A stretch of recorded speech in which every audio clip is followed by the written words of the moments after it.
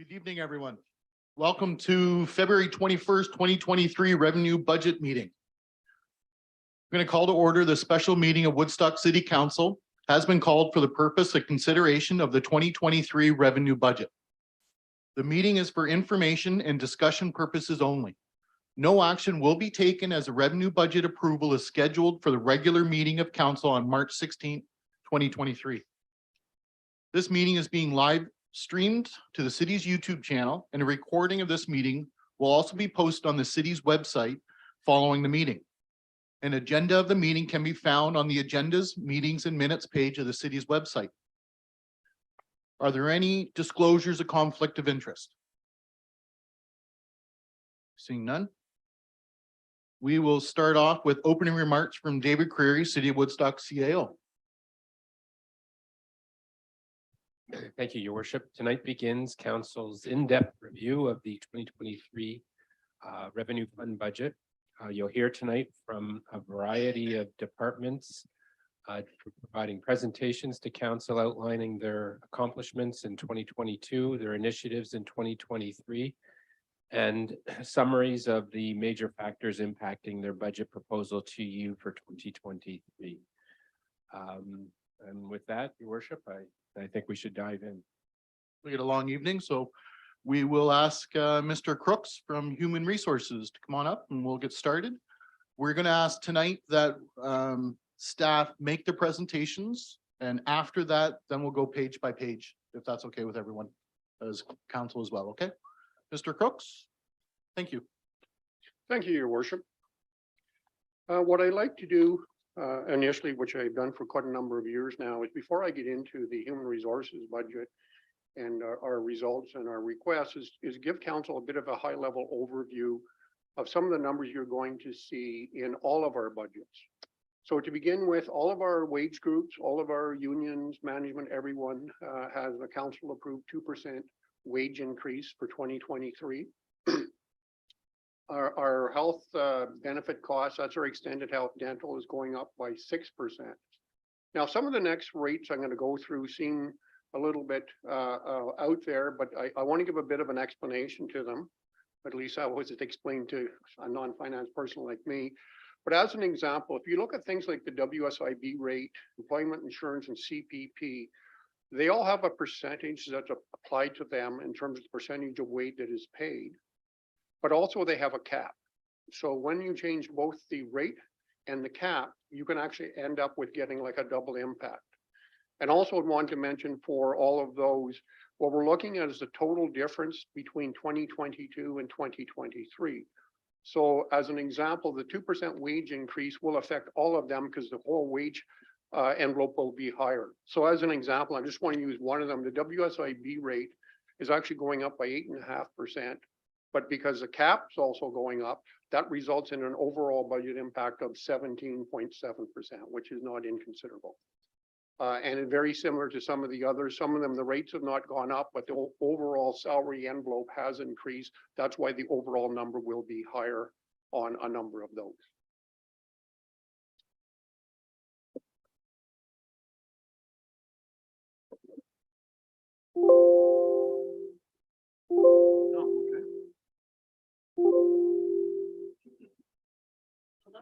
Yeah, I know. Of course, they put the less technical person when we already start out.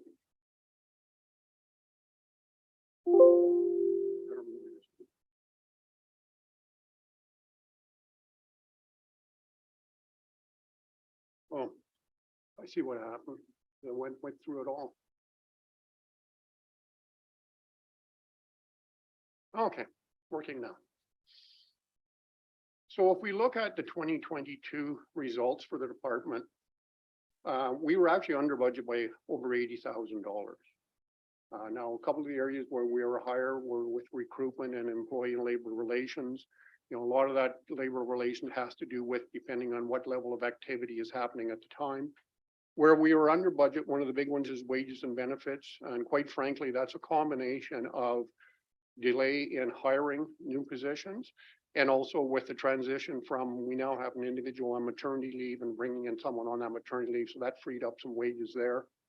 The COVID expenses was a new line last year. And basically I'll be clear, that was just our best shot at determining what could happen, what would we need? Would we need to go out and buy rapid tests? Would we need to do a bunch of things? And so quite frankly, fortunately, we did not spend even the most of what we have there. Conferences and seminars, once again, has all been hit and miss as to whether something's even happening or not. Our consultant services was under where we wanted it to be. And that should be EFAP, Employee and Family Assistance Program, was considerably under. And quite frankly, from my perspective, that's not necessarily a good thing. And that's something we're going to be taking a look at harder this year. Why was the utilization down as much as it was? Because that is a very, very important service that we do want our employees to be accessing on a regular basis.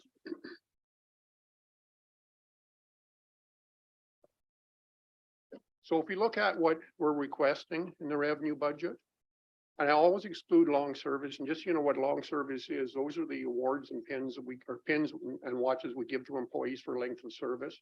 And that's always based just on demographics. Who's going to be hitting their 10-year mark this year? Who's going to be at 25? So that's why I generally just exclude that. The numbers are in here though for council's perusal. So it is a big increase, over 10%, but if you break it down, wages and benefit, and this is a catch up for the new positions approved or new position approved last year, that's hitting us. The furniture reserve for moving, well, that's in anticipation that the office will be moving over to the market building sometime this year. And while we could take our furniture, that would just leave an empty space for those who are coming behind. So the money has to be put in somewhere for the moving expenses. Labor relations, requesting an extra 10,000 over last year, except our utilization was actually slightly more than that. But as I said, once again, it's very hard to predict. And while it's not a lot of money, it's something that we're recognizing we need to be putting more money into recruitment. We have the communications manager helping it out with different avenues where we can go, and we're finding out what we're going to have to find more creative ways of bringing in this great talent that we've been bringing in. So aside from the basic revenue budget, we are making requests for an additional human resources coordinator with annual impact of approximately 45 and 90 in 2023 and 2024.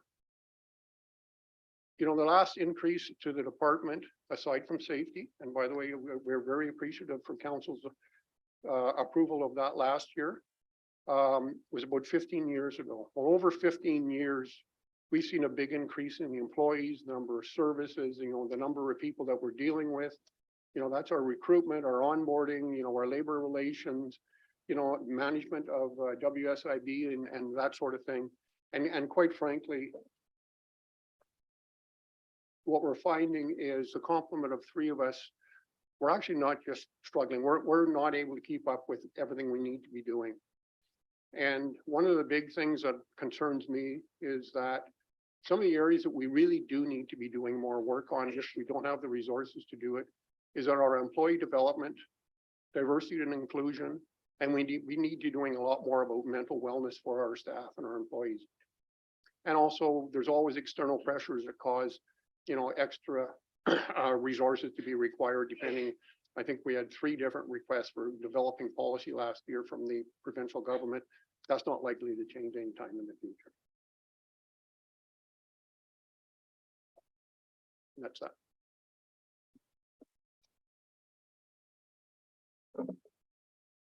Okay. Thank you, Mr. Crooks. So for everybody, in case you haven't followed along, we are talking about pages 92 and 93 right now in your book. We'll see if anyone has a question at all. I would like to go through pages. Yeah, Councillor Schanberg. From the chair through to Laird, I guess the best question would be the fact that the part-time wages go from about 13,000 down to 0 in 2023. Is that because you're hiring somebody full-time to extra staff?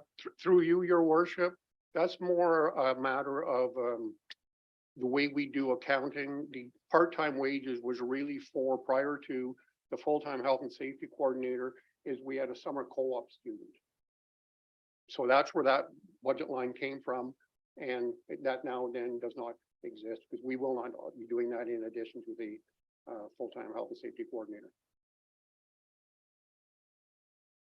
Counselor Wheaton. Through the chair, what would consultant services entail? I see it's a number that's going down. I just want to get a scope of what that Through involves. your worship, there are a number of things that come out of that. That's where we have our job evaluation consultant paid out of that. That's a large part of it. At times, we have also used that for conducting some sorts of investigation. And then there's a little miscellaneous here and there. I was somewhat surprised that the number was not higher because, as those of you who were here remember, we did make a major change in the staff pay program. And we had anticipated that she would be doing even more work for us, which, knock on wood, fortunately, we did not.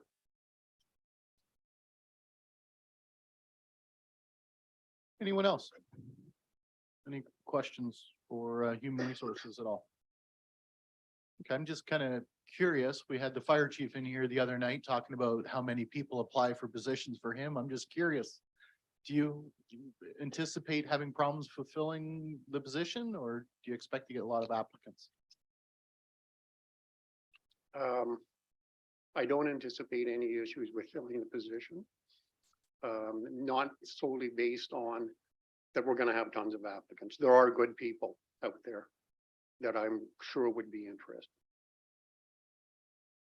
Counselor Wheaton? Through the chair, just as a follow-up to that question, would you, from an HR perspective across the board, consider the city of Woodstock to be an employer of choice?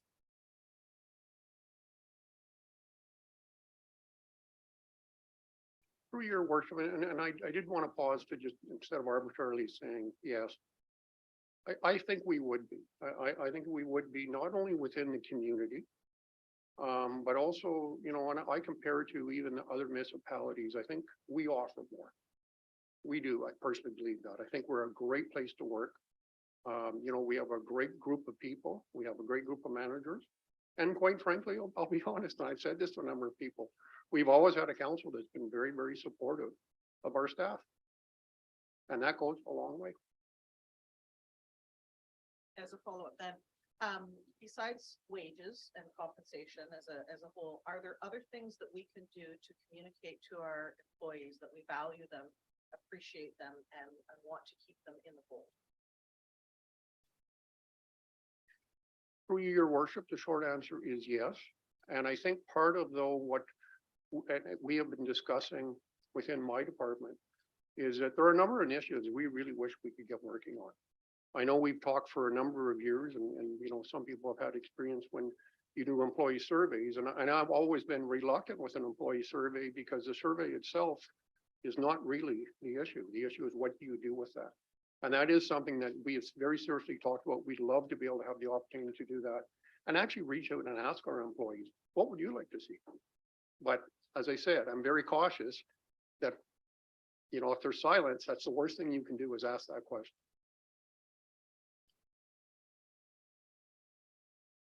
Actually, it's funny, Counselor Wheaton brought that up because I got that written right down here in front of me about how do we attract and maintain and keep good candidates. So and That- that's and- not just for you, but for everybody. for all the staff. Your worship, if I could jump in on that, that is one area that Colleen Collins has been helping us out a lot. We're taking a hard look at everything. And I'm not sure that we were always doing a great job of advertising ourselves and what was really involved in the job. You know, and I think we have to recognize, you know, for old folks like me, I have a standard way of looking at things. Well, that's not the new reality. And that's where we're finding, you'll probably even notice with a lot of our job postings, we're kind of stirring it up a bit. And, you know, basically looking at what is the demographic we're looking at and what's the right way to message.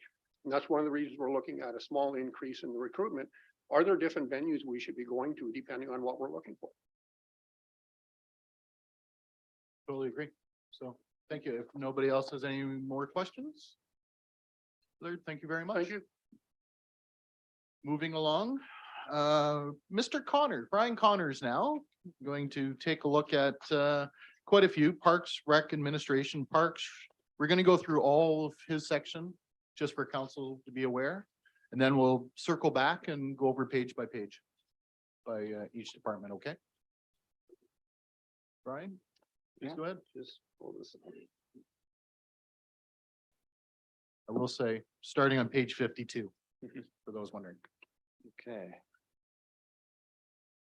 So let's just move to the first slide here. So just to begin with, I'm just gonna give some highlights from 2022 and thread through 2023, some of the issues and challenges that we're facing, as well as a lot of the great things that we were able to do in 2022. So to begin with COVID restrictions fully lifted this year, our recreation facilities were able to open without restrictions, as of February 2022. So 11 months of operation. City programs, particularly programs for youth and special events, had a very high engagement. Adult programs were still lagging a little bit, but still picking up after COVID. I will go through the highlights that are on the screen in front of you here a little bit, but first, the one point I do want to make is 2022 was a staffing shuffle year in Parks and Recreation, with over 50% of the managers taking on new roles. Special events moved over to Parks and Recreation and saw Kristen Broadhagen managing this role. Jason Jolicoeur moved from the supervisor of recreation programs and camps to the aquatic supervisor. Danielle Ciccarelli started as the supervisor of recreation programs and camps and is now covering a maternity leave as the manager of Cowan Sportsplex. Bobby Ferlo is now backfilling for Danielle as the supervisor of recreation programs and camps. So there's been a lot of moving personnel parts in 2022, but the whole team came together and supported each other, which allowed these folks to quickly acclimatize to their roles. So now to get on to some of the items, we will be covering special events in more detail, but certainly that was a big highlight, as well as our summer camps participation. Again, we'll be covering that a little further on. Also, we had a lot of projects that came to pass despite many supply chains and inflationary obstacles. Many priority projects from 2022 were completed, such as the LED lights at Tip O'Neill and Reeves Courts. Tip O'Neill was particularly challenging just because we had to sink in those light standards quite deep, and it's a very high water table. So that was a particular challenge. The Cowan Sportsplex Pavilion was redeveloped. Brick Ponds Boardwalk and Viewing Platform, which is the picture you see in front of you, was built, as well as North Shore Disc Golf Renewal and the South Shore Washroom redevelopment. Also of note, to go along with our free public sponsored skating, we also have a helmet and skate for people who don't have their own helmets and skates. This was a generous donation from the Jumpstart grant program, and this has allowed us to offer a free school skate program that has been introduced.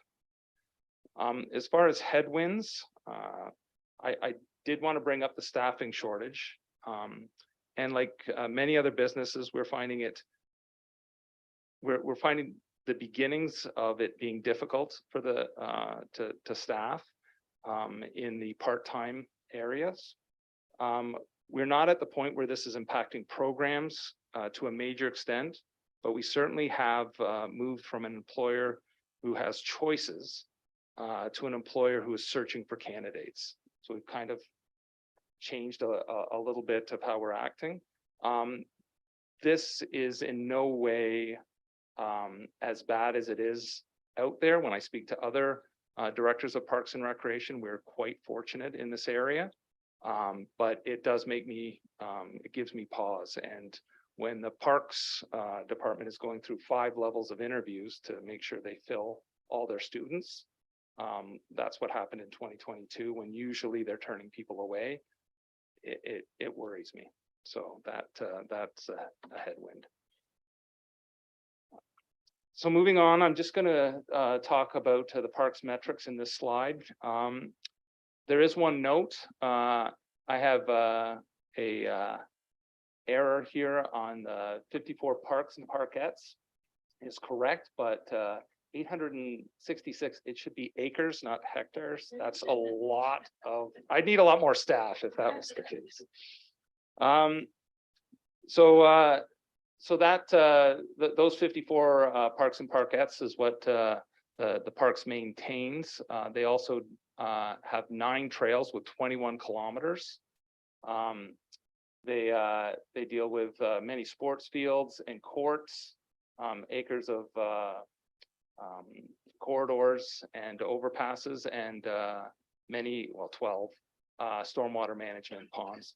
The Parks Department also does its share of winter control for sidewalks in front of buildings and park sidewalks, and also several parking lots and trailheads. So there's winter control there as well. You'll notice at the bottom, there's a graph, and I've got these put in throughout the presentation. And this is just giving a chart from revenues from basically it's 2011 to 2022. And in order to visualize the overall trends and take a look at kind of the uptick in revenue or where revenue's going after COVID. So with parks, this one is a little bit misleading because in 2022, parks did take on line painting revenue for its sports fields, which did bump it up slightly higher than what it would normally be, because that line painting is a direct in and out. So it's not really a true revenue, but it does show up in revenue. So it's a slightly lower, but not off too much. So moving on to the recreation metrics. In January 2022, as I've mentioned, the facilities were still under some COVID restrictions, which allowed only 11 months of full operation. Southside Aquatics had only 10 months of operation, as June had a scheduled maintenance closure, and the aquatic program was moved to Lions Pools, which opened early to accommodate. So Lions opened in June when Southside went down. So I'll just go through some of the percentage highlights to the dollar figures that are showing up on the screen here. The community complex foot traffic was up 24% from 2019. So this is, I'm just skipping over the COVID years because it was way up over that.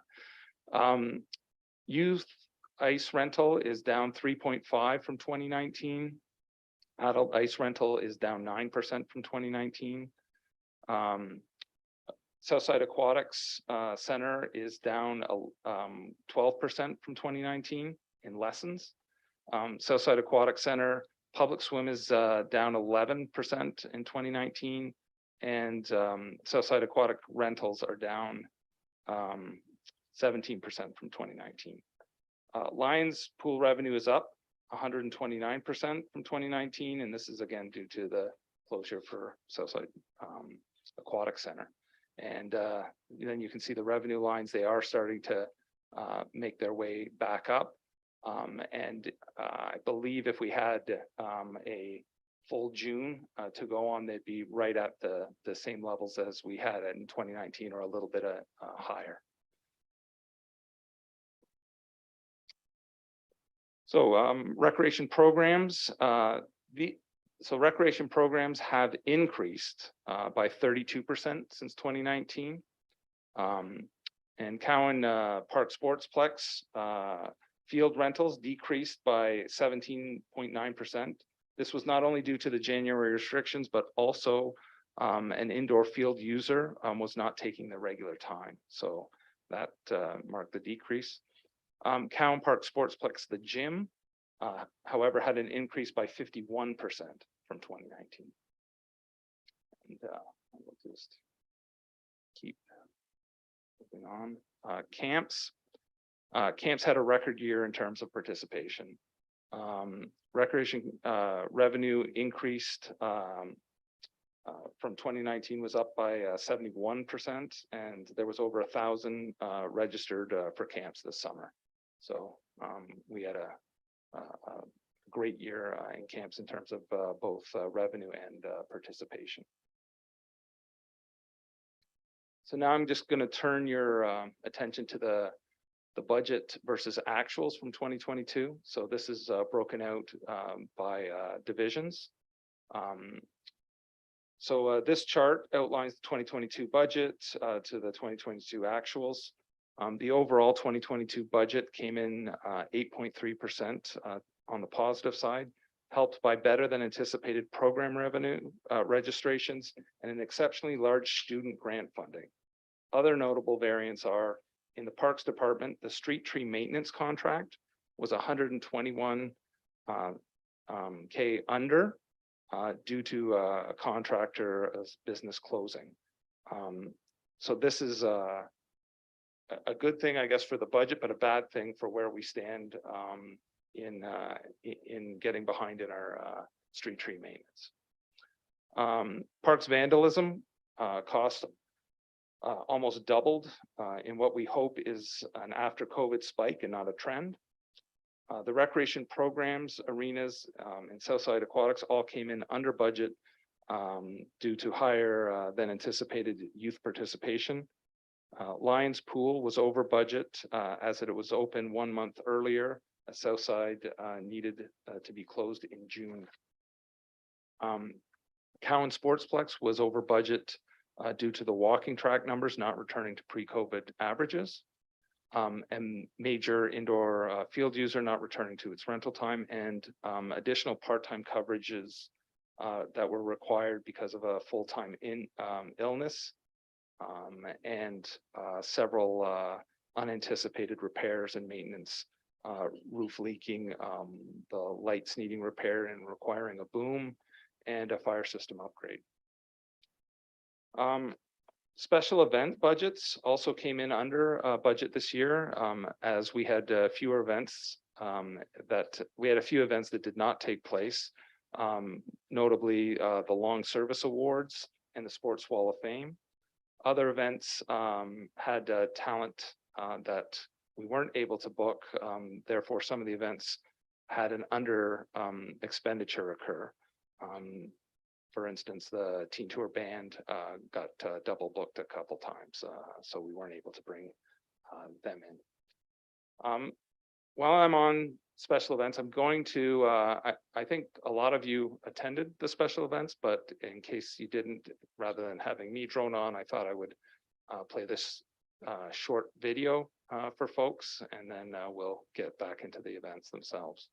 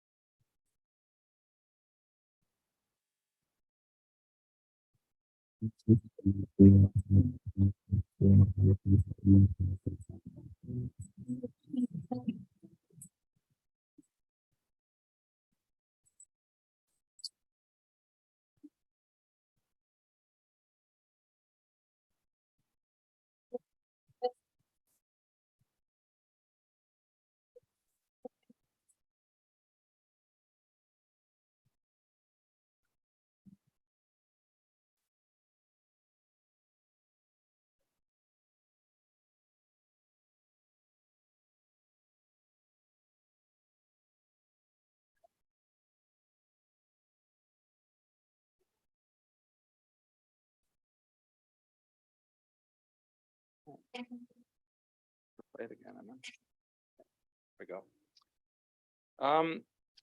So on the screen here is the special events that we were able to put on in 2022. Special events were very well received last year as COVID restrictions lifted. So on the screen there is all those special events that were delivered in 2023. The plan is to bring more focus to events in the downtown core, with Art in the Park relocating to Museum Square and being rebranded and renamed as a cultural canvas. Another downtown edition that we'd like to introduce in 2023 is the inclusion of Music in the Square that would take place in June and July. Between Cultural Canvas and Street Fest. So for 6 weeks, from 12 to 2, we'd be on Thursdays, we'd be doing music downtown in the square, and this would be bookended between the two large events. One Cultural Canvas, which the city would run, and then the other one, the Street Fest, which is the BIA's big event. That brings us to the addition to base budgets. So I'm just going to go over this quickly. There is 2 from parks and 1 for special events. So currently we are falling behind with our risk management and strategic planning for forestry. To move the forestry program forward, an urban forestry management program plan, storm response plan is needed to be created.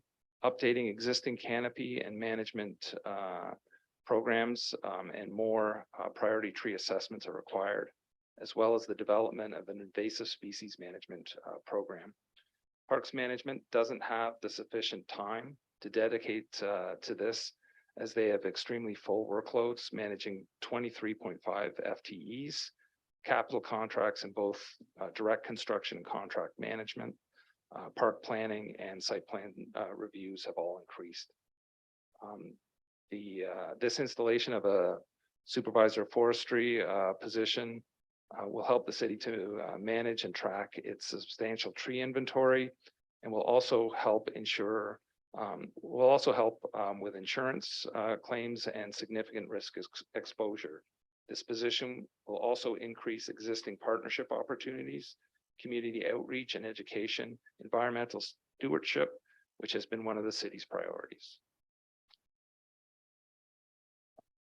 The next request for addition to base budget is 1 seasonal part-time skilled laborer and 2 students. This is a growth request. In order for the Parks Department to maintain its current level of park service, the following additions are requested.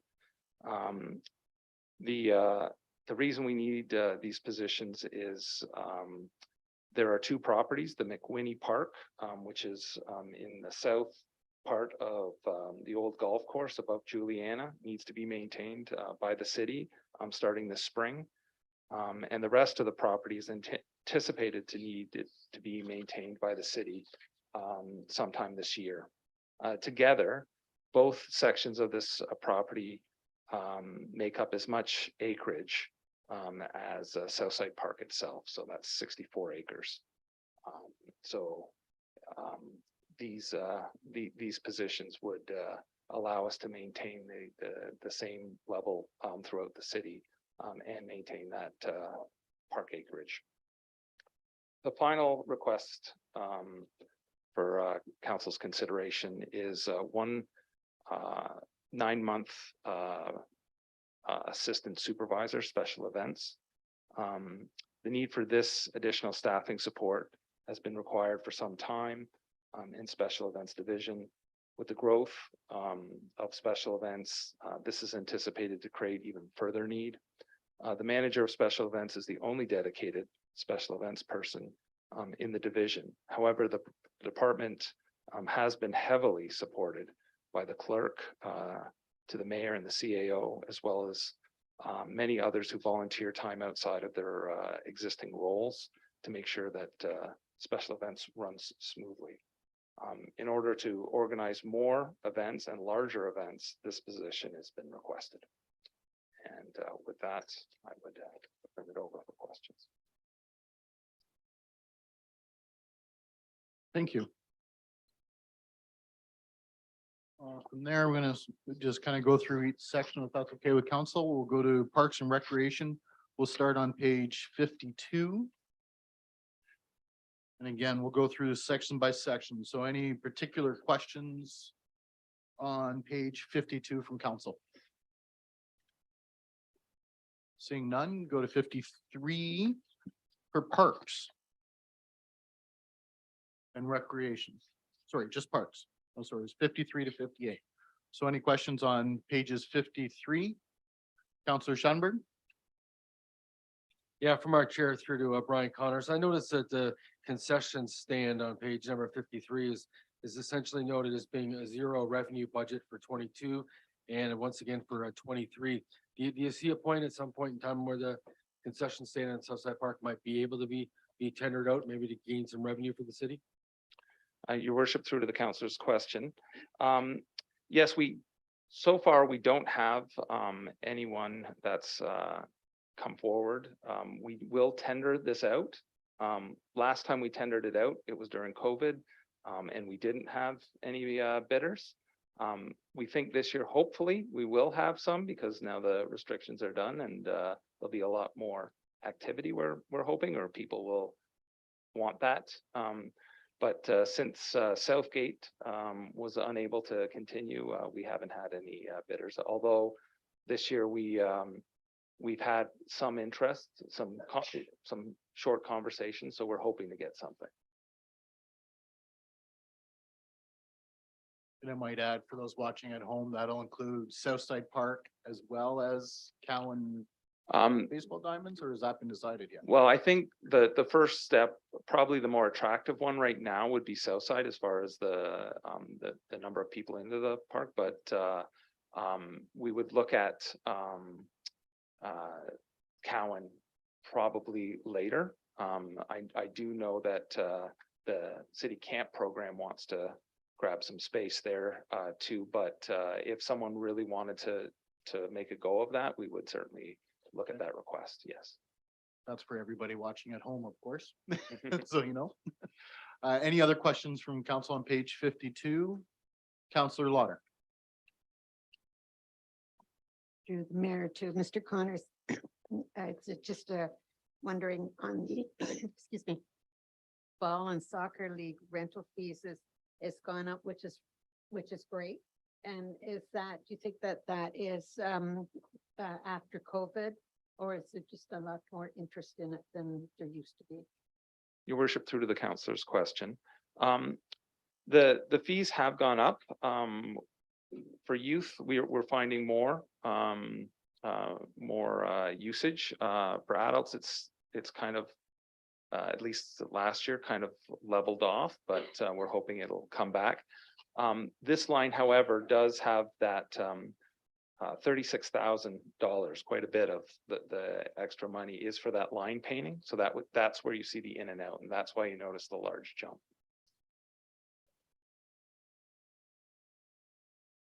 Thank you.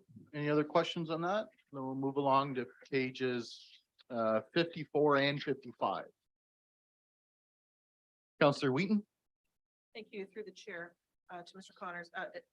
This might just be another one of those in and outs, but I noticed on page 54, office supplies is up by $500. And then I didn't know whether to ask this now or before. Page 52 is down by, is that just we're moving it to a different department?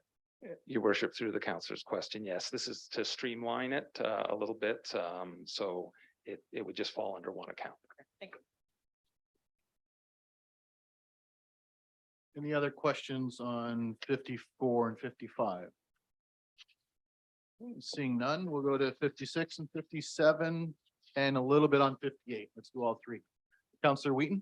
My apologies, through the chair. I think back on page 55, we don't see the whole word there on playground repairs, the very bottom line, about halfway down the page. Equip charges, what is that line?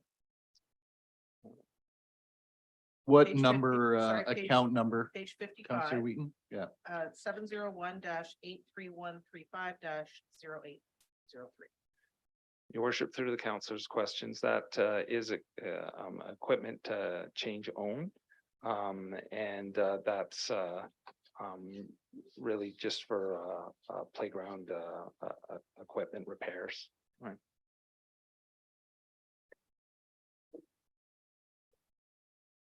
So any other questions to round off parks in general? Up to page 58, Counselor Shattenberg?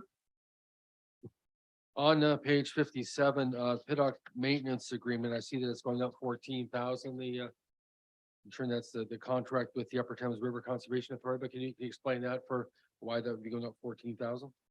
Your worship, through to the councilor's question, the contract right now is based on CPI index, so it's increased 6.8% because that's the cost. So it's tied to this. So if we have a high inflationary point, it goes up. If we have a low, there was a couple of years where we stayed the same or actually went down a little bit. So it's just tied to that.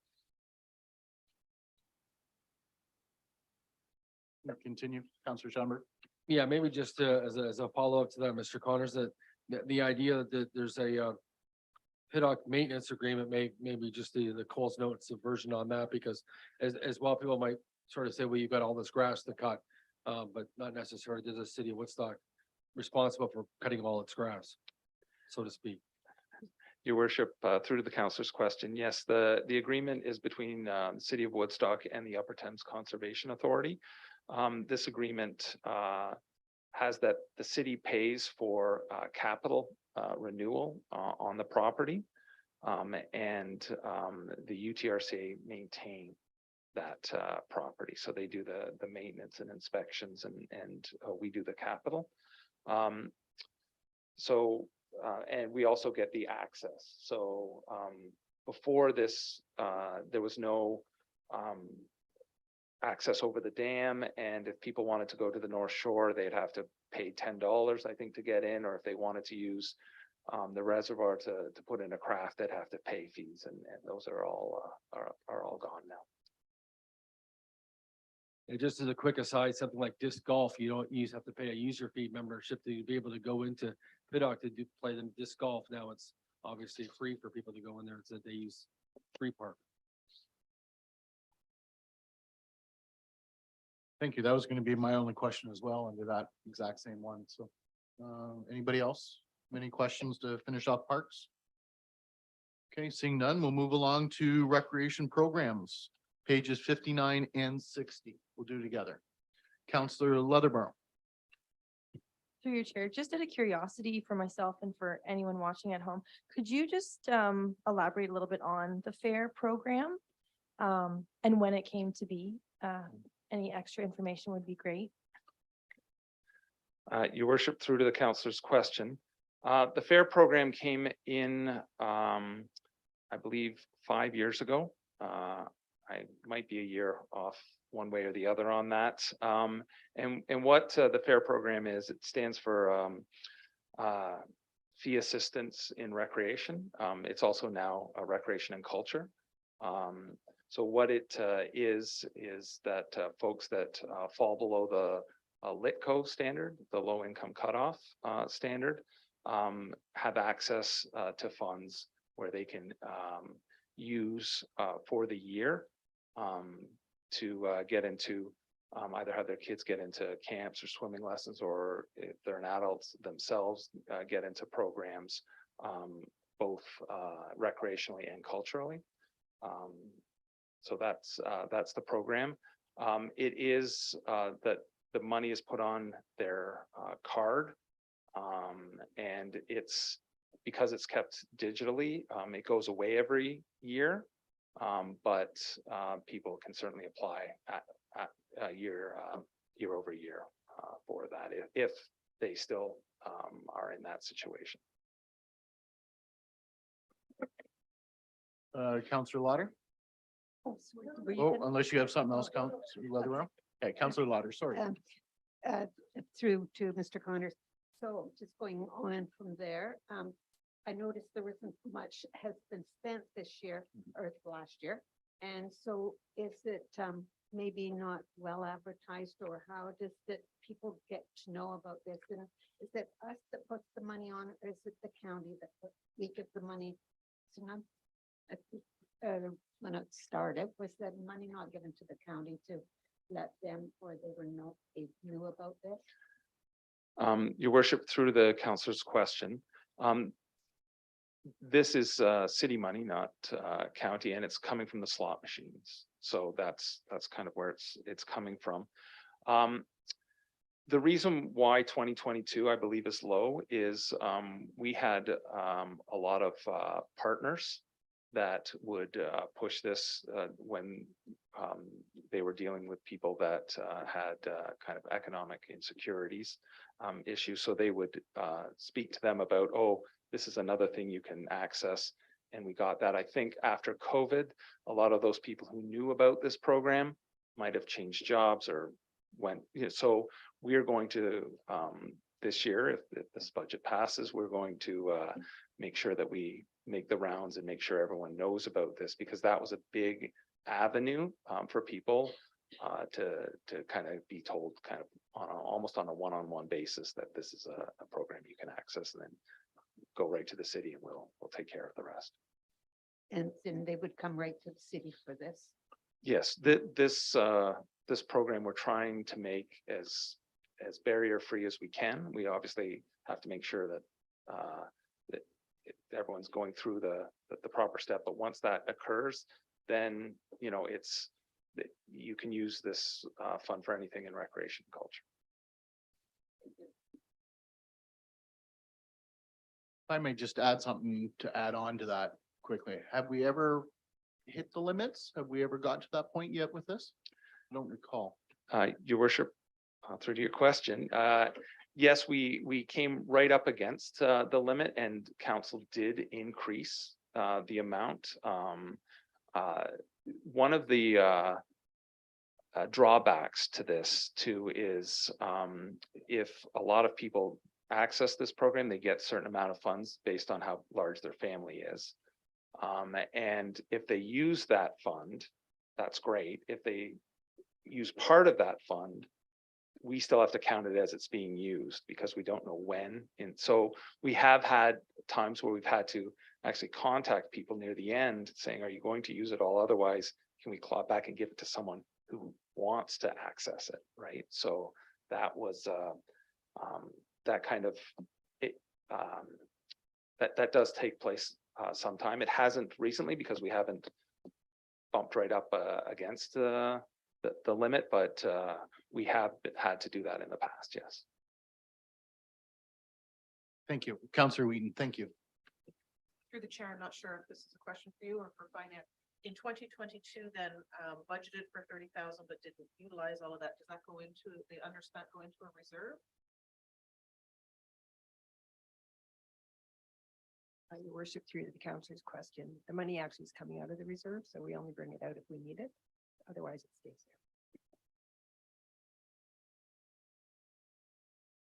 there. Councillor Wismer Van Meer.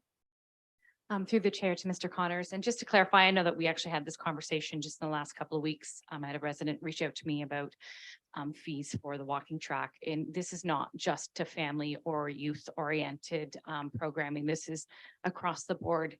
So if folks by chance were looking to get a membership at Cowan Park for the walking track, this would also apply for them as well, correct?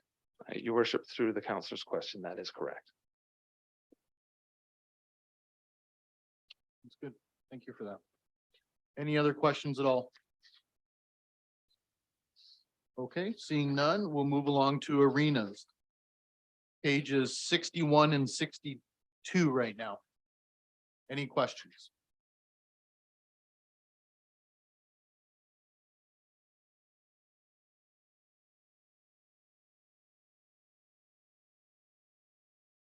Councillor Lauder? Thank you. Through the chair to Mr. Connors. The first on the revenue figure skating, is there not a figure skating club, or is that revenue sitting somewhere else? And Your worship, through to the counselor's question.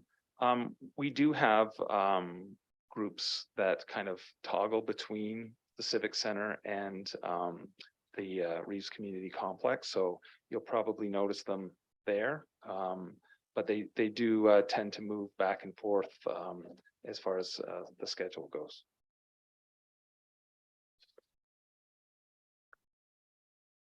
Anyone else? 61 and 62. Okay, seeing none. 73. And I believe 75 was a short page. So we'll say 73, 74, and 75.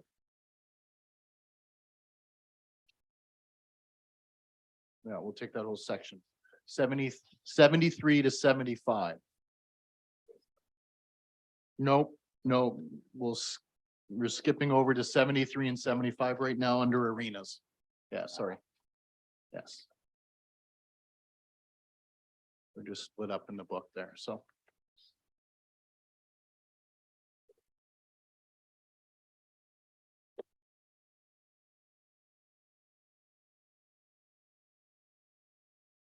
Counselor Wheaton?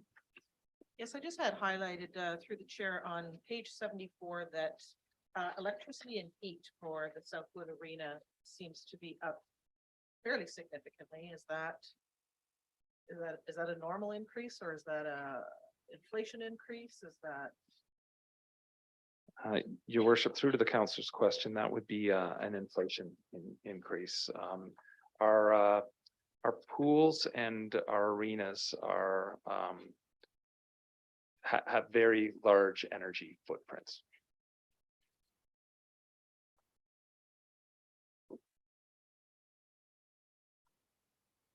I do have a question for you. Line on page 74, the second from the bottom, ending in 0730. Southwood provision for sponsorship. I see we have a 0 for 2023. We're not advertising, or there's not a spot for sponsorship anymore, or we're not counting on that.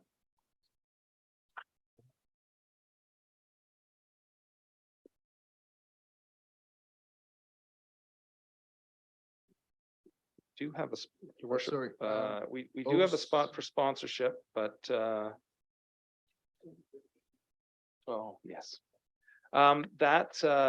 That was a one-time sponsorship. That was for the naming rights for the Reeves Community Complex. So that was kind of a standalone. Thank you. Yeah. Anyone else for pages 73, 74, 75? Counselor Leatherborough. Through your chair, I have a question for page 75. Item complex good beginnings snow removal. It was once the 2022 revenue budget says 6,000 and then 0 moving forward. So I didn't know if you had any information to provide on not needing that snow removal, or. Your worship, through to the counselor's question, so new beginnings, snow removal. Sorry, so it's page 75, 0708-83532-0431 complex good beginnings. I assume it says snow removal. It says snow RE here. Your worship, through to the counselor question. It has been rolled up into the complex snow removal budget as a total. So it ends up being on 0803 on page 74. So that's where the snow removal.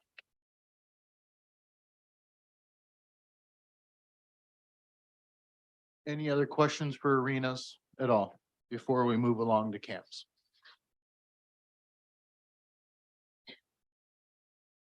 Okay, seeing none, we'll move along to camps. Now we'll go to page 63 and 64.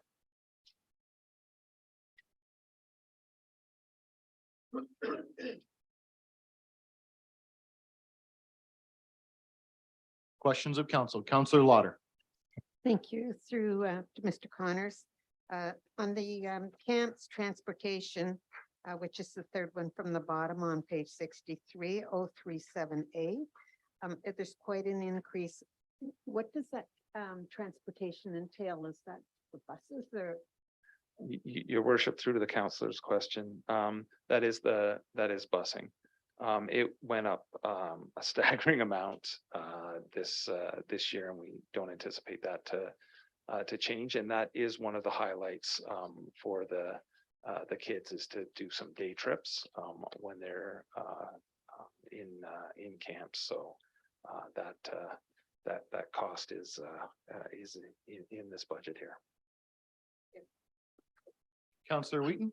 Thank you. Through the chair, the line item just below it, purchased services, what would that be? Your worship, through the counselor's question, that is the day trip cost itself. So that would be for, the one is to get them there and the other is the event themselves. I'll just leave it. What, they don't want to sit on the bus all day? That poor bus driver. Any other questions at all? Counselor Leatherborough? Through your chair, and that is like the City of Woodstock Transit, correct? Your worship, through the counselor's question, that would be City of Woodstock if it's within Woodstock. If it's not, they're gonna be chartering. So if they're going outside the city, then it would be a charter.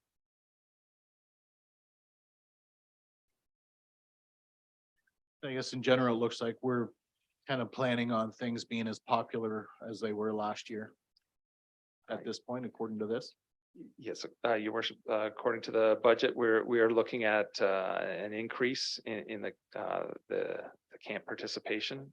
Again, we're planning on that, so we can we were starting to bump up against camps that were completely full. So we're adding more spaces just so that people aren't going to be turned away. The only area that we're not looking at an increase is the subsidy wages that we got very fortunate in our grant applications. And I think because of COVID and student hiring, there was a lot of money to be had. And I think that's going to dry up now. Any other questions of council on camps? Okay, seeing none, we'll move along to aquatics. So that would be on page starting at 65. So we'll do 65 and 66 and 67, if we may. Let's see, it's a short page. Any questions on aquatics? Councillor Schanberg?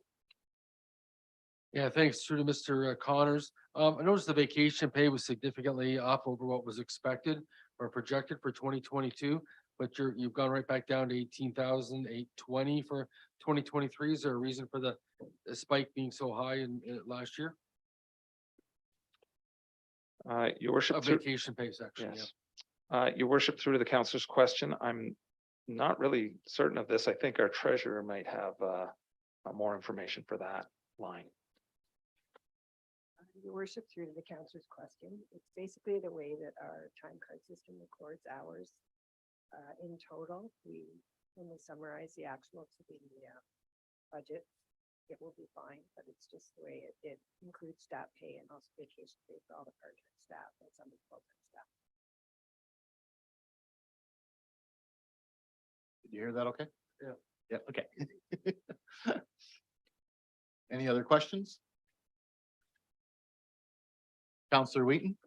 Through the chair, page 66, subscriptions, the sixth line down. What would subscriptions be for Southside Aquatic Center to $2,000 budgeted? Your worship, through to the councilor's question, this is for an online training subscription, and this is shared by both the pool and recreation programs and camps. There's some online training programs that help the students on board, yeah, so that's what that line is.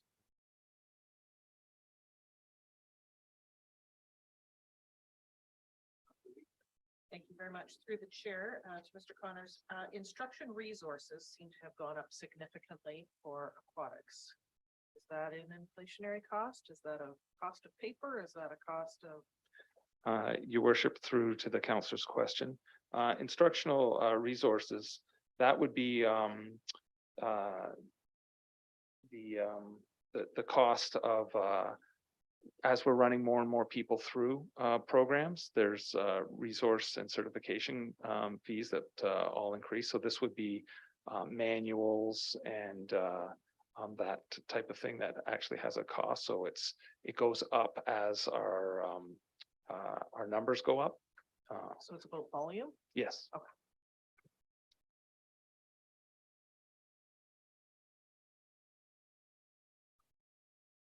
Any other questions from council? Again, pages 65 to 67. All right, oh, Counselor Wheaton? Sorry, I just got to page 67. Through the chair, I noticed that there is a significant increase in chemicals for the water park, but I didn't notice an equivalent pools. Is this unique to the water park? Is it a new product? Your worship, through the councillor's question, there is chemicals that are going to be elevated in both the water park and at Lions, and you won't notice that at Southside. The older systems, a lot of times they take on more chemicals, and a lot of times if you get a lot more warmer sun weather, it burns off the chemicals, and we did have a spike in the chemical costs over the summer.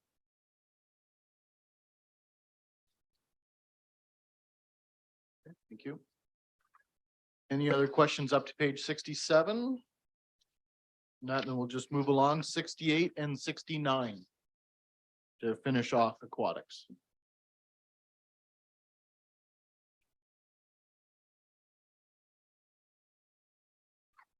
Counselor Wismer Van Meer? Through the chair to Mr. Connors, just on page 69, just more or less kind of curiosity. The very first item was swim team part-time.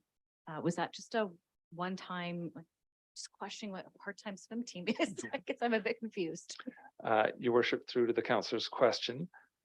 This is a summer swim team that the city does run and has run for many, many years. Your question right now is it is showing 0. We're not getting rid of the summer swim team. We just rolled it in to the rest of the program. So that program isn't going anywhere, but we have rolled in that to the part-time staff. Thank you. I was pretty sure they were still a swim team. I just didn't realize that they were moved, and I thought maybe they decided to fold up, but good to hear. Thanks. Any other questions up to page 69 to finish off aquatics? I guess I do have a just question on staff. We've talked about staff a few times tonight. How's staffing at the pool Your worship, these through days? Yeah. through your question, aquatics writ large, it is in a crisis. There a lot of municipalities that can't get staff, are closing programs, aren't running instructional blocks. Currently, we are okay. We were quite aggressive during COVID, and any moment that we could open up, we opened up and we ran leadership, anticipating this would be a problem coming out. So currently we're just okay. We're not swimming in staff or anything like that, pardon the pun. I thought that was a good one, actually. But we are running, I believe, 10 block lessons, which is pretty much full for not our pool, but for our change rooms. We're not having a massive problem, although we are quite wary, but given what is going on outside of City of Woodstock as far as aquatic staff, it is a crisis everywhere I've heard from. I've certainly heard the same thing, and that's why I was kind of curious how we're at this point. And if there's things we can do to prevent or encourage employees, I'd love to hear them as well. Okay, thanks. Okay, if everybody's okay at this point, we'll move along from aquatics. We'll go to Cowan Sportsplex on page 82. And if I remember correctly, yes, so we will do 82, 83, and 84 in general for all of Cowan Sportsplex. Any questions of council?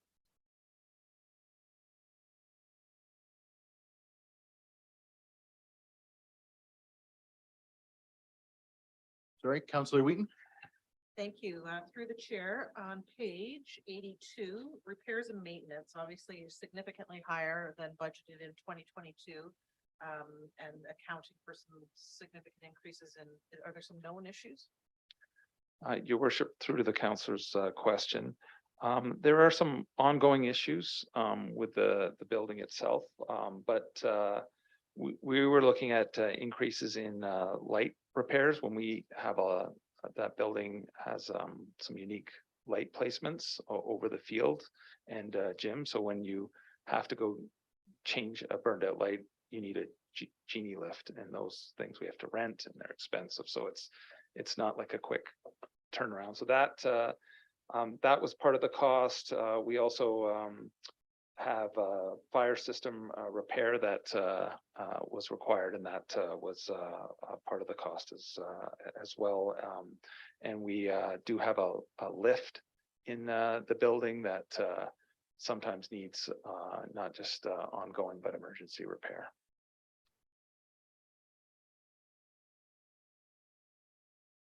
Any other questions of Cowan Sportsplex? Again, pages 82, 83, and 84. I do have a question on page 82, Brian, for 071367204000, fourth one down, admissions. I guess in 22 budget, we had 70,000. Actuals were 36, so now we're 40,000. What is that? Your worship, through through your question. This admissions is basically the walking track. So this is after COVID, we haven't seen the numbers come back to where the pre-COVID numbers were. And if no one else has a question, I do have a question on page 84. Not expecting any donations for benches, or are we stopping that at all? Your worship, through to the councillor, or through your question, sorry. No, we're not stopping that.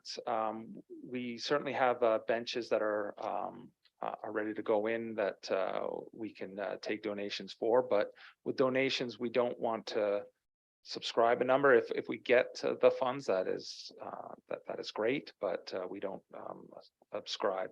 But we certainly wouldn't turn away donations. I just think with the new parks coming along, there's got to be opportunities there. Yeah. For benches for people. Yes. For the public.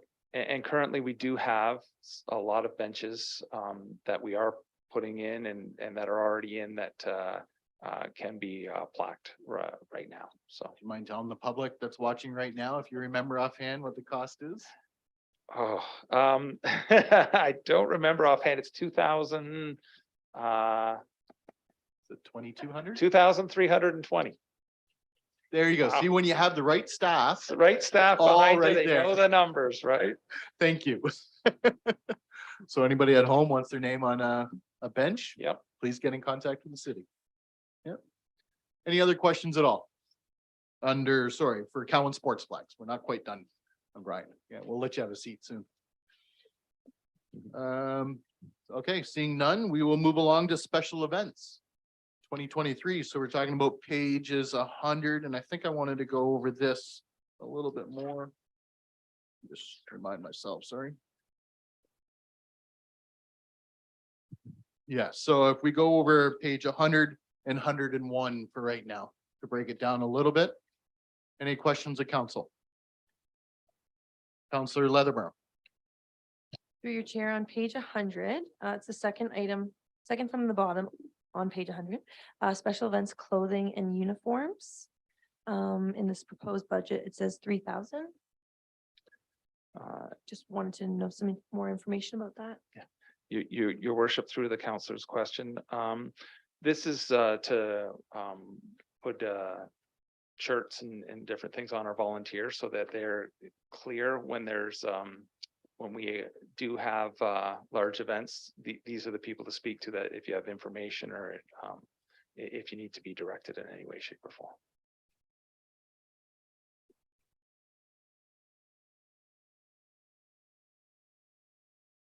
Any other question, page 100 or 101? Counselor Schadenberg. Yeah, through to Brian Connors, I guess curious why the Victoria Day revenues at 31,000 are so much higher than what was even the budgeted for last year. The number's down to 11,000 for 2023. Your worship, through to the councillor's question. This line really surprised us when it came in. This is the monies that we get for the carnival that goes on. The absolute highest before was 14. So we don't know if this is this was the first big event after COVID and everyone came down and it was a beautiful day. But we are a little nervous to put that kind of money in the revenues again, in case we just get an average year or some weather. So that's why we came out with 11 instead of the 31. That's what I had highlighted for a question as well. And then actually, if you go two more down there for Calapalooza sponsorship donations, we're kind of jumping up a little bit to 25,000 compared to 12,000 for last year. So I'm curious, we have a big sponsor or somebody lined up already? May I ask? Your worship, through to the councillor's question. I have asked this question to of our manager of special events, and she is confident that this is the type of money she will be able to bring aboard, given that she now has a full year rather than working with 9 months. So I love confidence. That's fine. We won't doubt it. Any other questions? Again, page 100 and 101. Councillor Wismer Van Meer. Through the chair to Mr. Connors, just a quick question about the potential 9-month position that you're looking to add potentially to this special events. Has it been investigated into looking into whether or not there's the availability of students that need to do placements and such? Like, I know that for some schools, they have to do an actual, or they have to have so many hours put in to do public relations, event planning, special event planning and such. Has that ever been looked into in past years, current years, just to see if that's something that would be possible? I'm not sure if it would in the time frame you're looking at.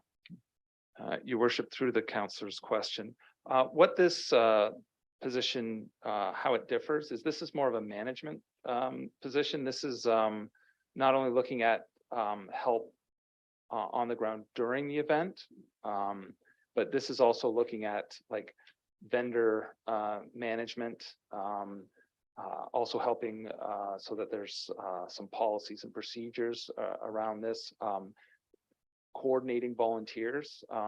One of the problems last year, we had to backfill a lot with existing staff, and they were volunteering their time because there weren't getting the volunteers out, or we were having volunteers sign up and then not show up. So this would be like kind of dealing with volunteer coordination and that type of thing. Also training the volunteers, making sure that they're more active and engaged.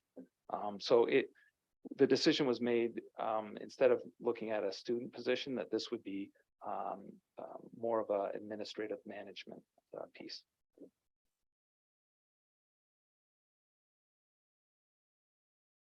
Okay, we'll move along, if that's okay with everybody, to pages 102 to 104.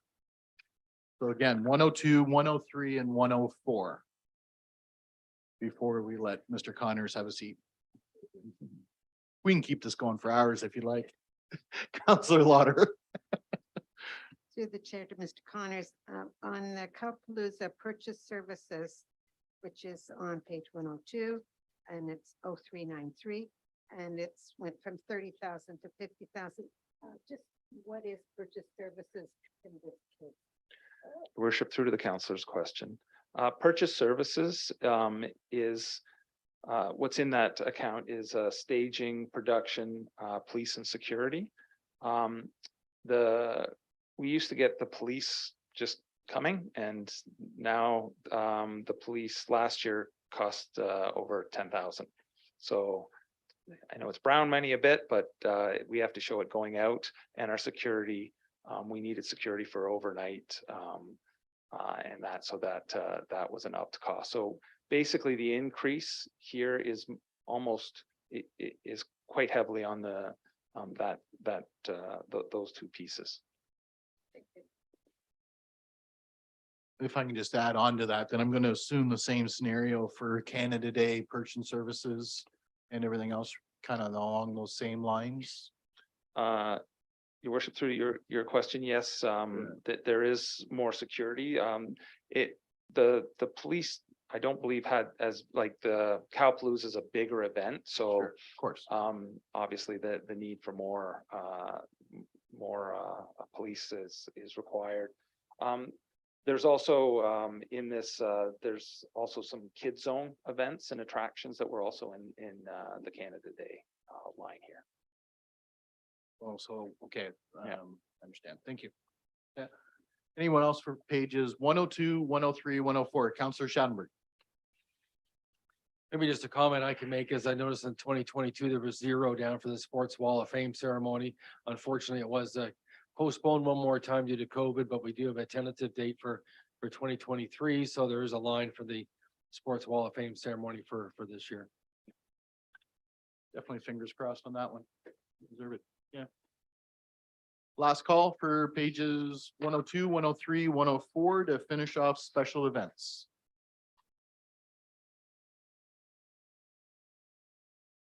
Okay, I think you're off the hook. Thank you. Thank you, Brian. And now, yes, I would ask Ms. Humphries to come up, Clerk's Department. We'll try not to be as long for you.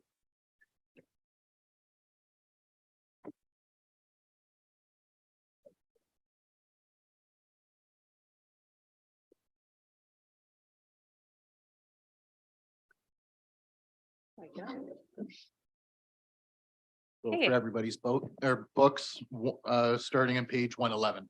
Correct, yeah. Thank you, Your Worship and members of council.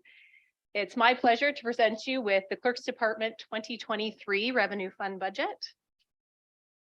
Now, I always like to start my presentation with some stats from the previous year for my group. These are things that I monitor over time, really to get a feel for trends that we might be seeing, what's keeping my group busy. But I also like to share them with council because I think it's a nice reminder of some of the things that we're working on that council maybe doesn't deal with on a regular basis. You'll see that I didn't include the stats from 2020 or 2021.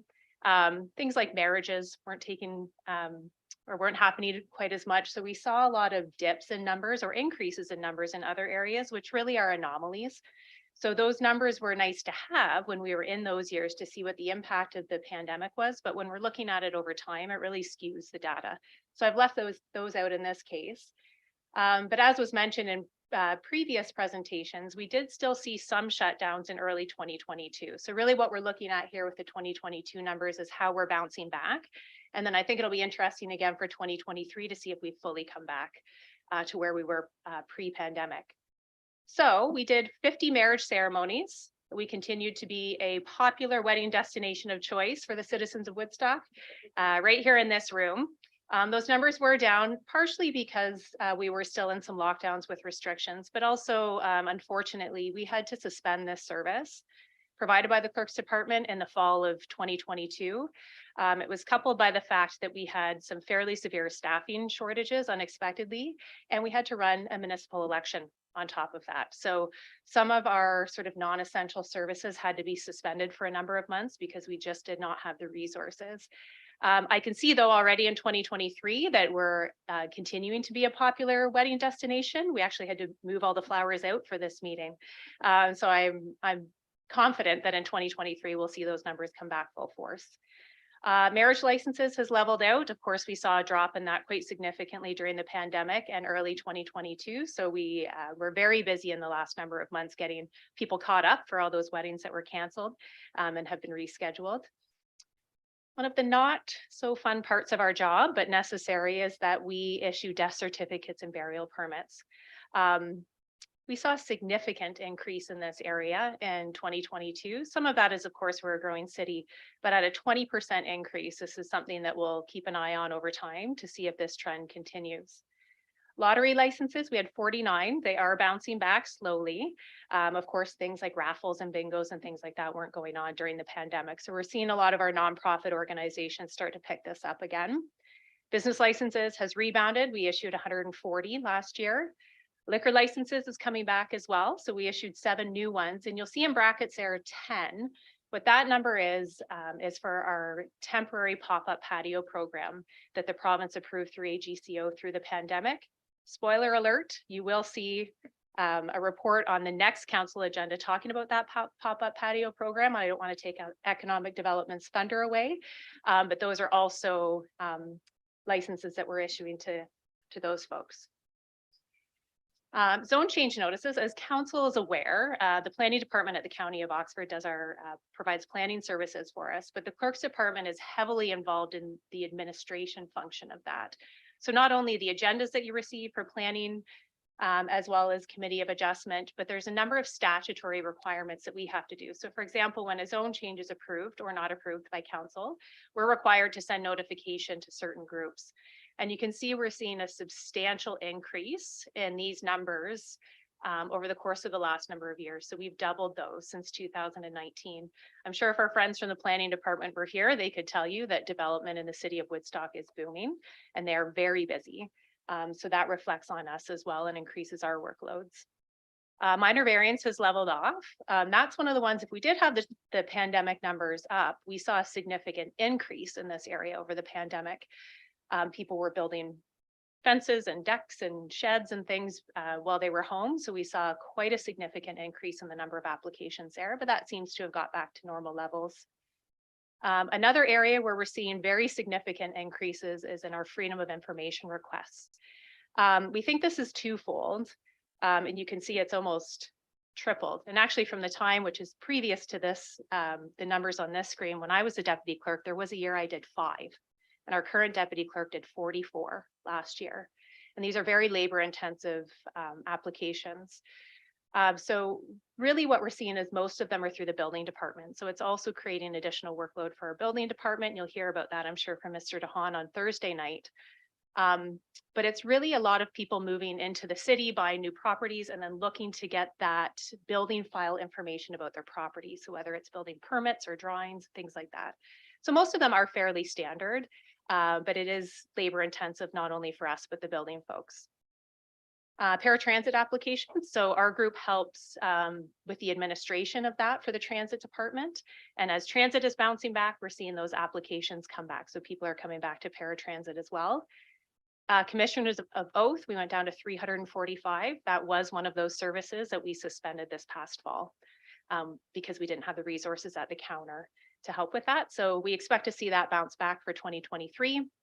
And fun fact, we processed 48,556 pieces of mail for the corporation last year. This is actually a number we like to see come down as years go on, but we have a massive mail machine in the back room in which we process all of the mail through and put the postage on. And we do that on a daily basis for the organization. So with that being said, we can talk about 2023.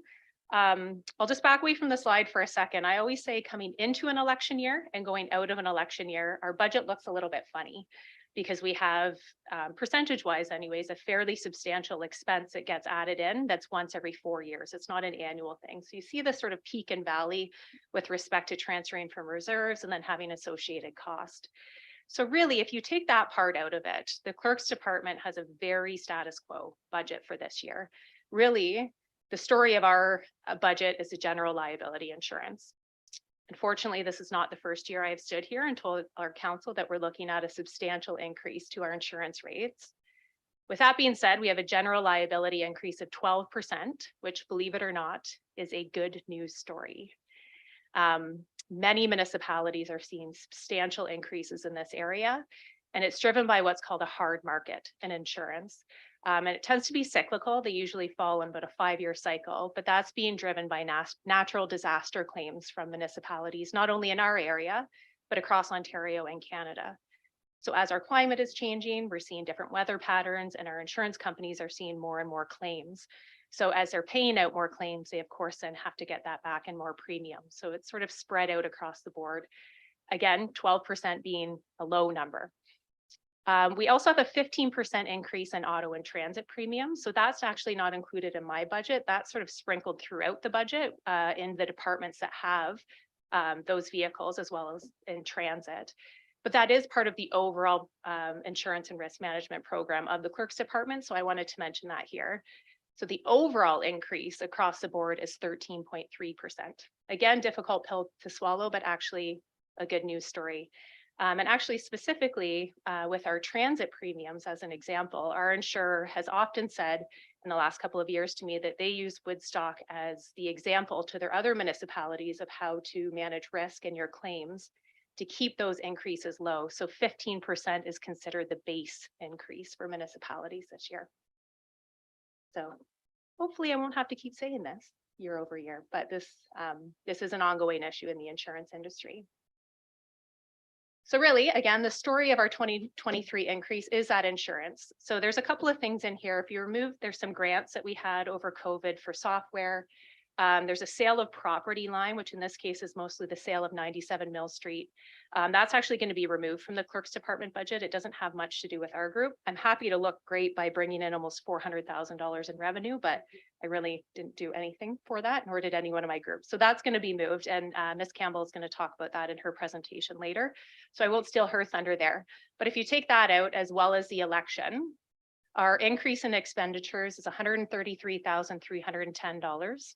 Our increase then in net expenditures is $135,810, and our increase in insurance is $131,000.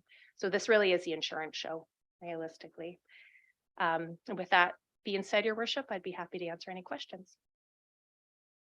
Thank you. I will just add, before we get into questions, I was at Roma and had another municipality ask me if we've seen 26, 27% increases like theirs. So when I see that number up there, that it Yeah. does make me happy. So It really is a in all good things news story. considering. Yeah. Yeah, no, so well done. So questions of council, again, pages, we'll go 111 and 112.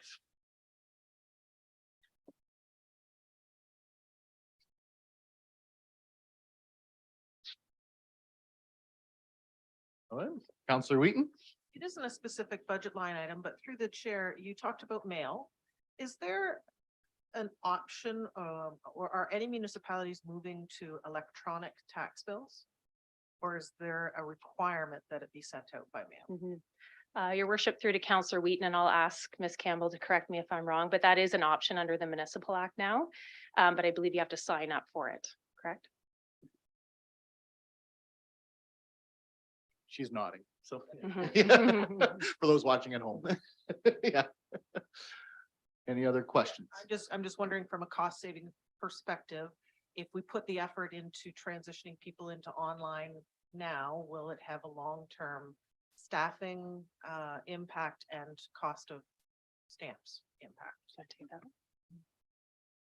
Your Worship, through the council's question, we have started send. I have a little bit about that in my presentation. We're up at about 5% now. It has to be right in the bylaw, and we've actually already had people that have signed up unsign up because they don't like it. So I'm not sure how the uptake's going to be on that. I think it's because it's not a recurring bill. You get it twice a year, and if you don't remember that it's there, then it's missing it. So they're taking their names back off. So I'm hoping that's not the truth. Thank you. Any questions of council? Again, pages 111 and 112. Seeing none, we'll move along to 113 to 114. To finish off, Ms. Humphries.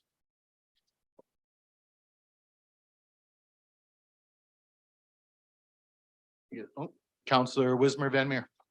Through the chair to Mrs. Humphries, just a couple of like more or less clarification. I know the crossing guard part-times, that's increasing a bit. Is that to try to fill some vacancies and some new spots potentially within the community?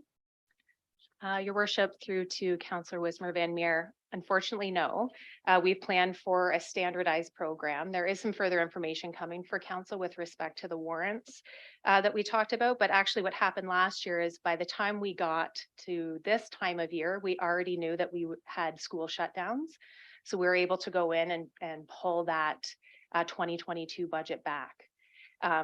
So it's actually not the standard budget for this year. We drew it back by I think it was 5 or 6 weeks that the schools were closed for. And just additional to that, is there still openings? Is there still a need for staff in that area for crossing guards? Your worship, through to Councillor Wismer Van Meer, yes, there is. If you know of anyone who's interested, please send them our way.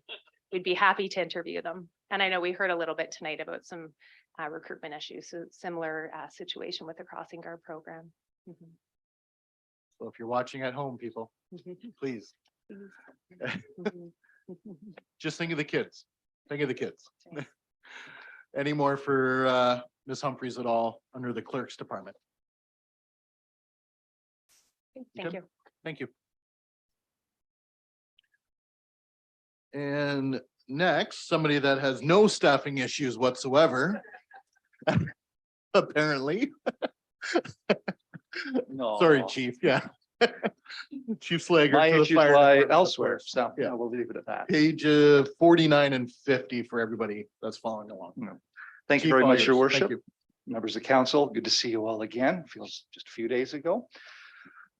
So we'll walk our way through with a presentation similar to what other members have done. We'll do a brief review of our 2022 year and then touch base with our 2023. I will, again, I'm fully expecting to be questioned on a few of our lines there. We'll kind of wait for that point. I'm not going to go too far into it, but I do have prepped answers for it. So with our 2022 in review, we were successful in receiving 4 grants from different organizations for either funds or product of kind. We started the year off with a grant from Firehouse Subs Public Safety Foundation of Canada for a total of just over $16,000 for us to purchase replace an existing ice water rescue boat that we have, and also add some additional suits of varying sizes because firefighters come in all shapes and sizes. And it found out that some of our older stuff was one size fits all, which doesn't. The Rail Safety Improvement Program, this is something that I have spoken at council in years past. We were able to complete or receive approval of the program this year for the CP rail line, a predictive rail program. And we received $83,200 towards this. This accounted to about 80% of the project for it. And we actually do anticipate of going forward for another grant for next year from the same program. Under the Enbridge Fueling Futures, we received a grant of $7,500 towards the purchase of some personal protective equipment for decontamination materials. So when our firefighters are on scene, we're able to actually kind of clear off their gear a bit before they're taking it off, eliminate some of the carcinogens and the contaminations that they might be bringing back. And we are a regular recipient from the Hawkins Gignac Foundation for carbon monoxide education of CO alarms. We're very fortunate to work with John Gignac with the organization. They provide us carbon monoxide alarms for us to disperse free of charge into our community. And we're very grateful for them to take part and help us with that to make sure everybody's got a working CO alarm in their home. From a general standpoint, in the last year, we hired 2 probationary firefighters at different points in the year. We had one start at the very beginning of the year and one about halfway through. We were able to fill a vacant position in our training officer role. So we're happy to be back at a captain role with a full-time training officer. We had 1 retirement that accounted for the late shift or late year probationary firefighter hired. It was an acting officer who retired after 20 years with the service. And our fire prevention team put together the inaugural Emergency Preparedness and Building Resiliency Expo, which was in the Foodland Good Life Fitness Club parking lot right beside the Woodstock Police Center there. Weather wasn't the greatest for it, but they did very well. We had a good turnout, and they are in the process of putting it together for 2023 to see how well we do there, whether we stay in the same location. I think we get another year there before there's some building plans to go that'll change it. So within our prevention and education, we had the transition from COVID to release of some of the restrictions and such like that. We were able to continue virtual fire hall tours where we would have a couple of firefighters with an iPad. We'd live stream into the classrooms. So it kind of saved a bit of time for the classes. They didn't have to travel to the fire halls. They could interact with the firefighters. We could show them a little bit more, but we weren't exposing anybody or having anybody within the building for that. But on the flip side, we also did start to add in school visits. The schools were opened up and we were invited to take part, and our education team from the Fire Prevention Division was able to go out. We are slowly working our way back into having our suppression teams involved in the school trips. We are changing that slightly. We don't have the students coming through the trucks anymore, which is unfortunate for them, but it is our firefighter safe space. We kind of minimize the contacts that are there, and we minimize the number of classrooms that we go to try to prevent any transmissions there. We have also been able to reestablish and continue our fire extinguisher training events. We offer regular throughout the warmer months free training, fire extinguisher training programs for the members of the public, but we also do have a paid service training program that industries and corporations and that can purchase, where we come to their facility and provide fire extinguisher training in-house. In total, they had 372 fire safety inspections completed throughout the year. We were able to complete, again, all legislatively required vulnerable occupancy inspections and fire drills. So all nursing homes, retirement homes are required for us to do an annual inspection on, and we have to take part in observing a fire drill from them.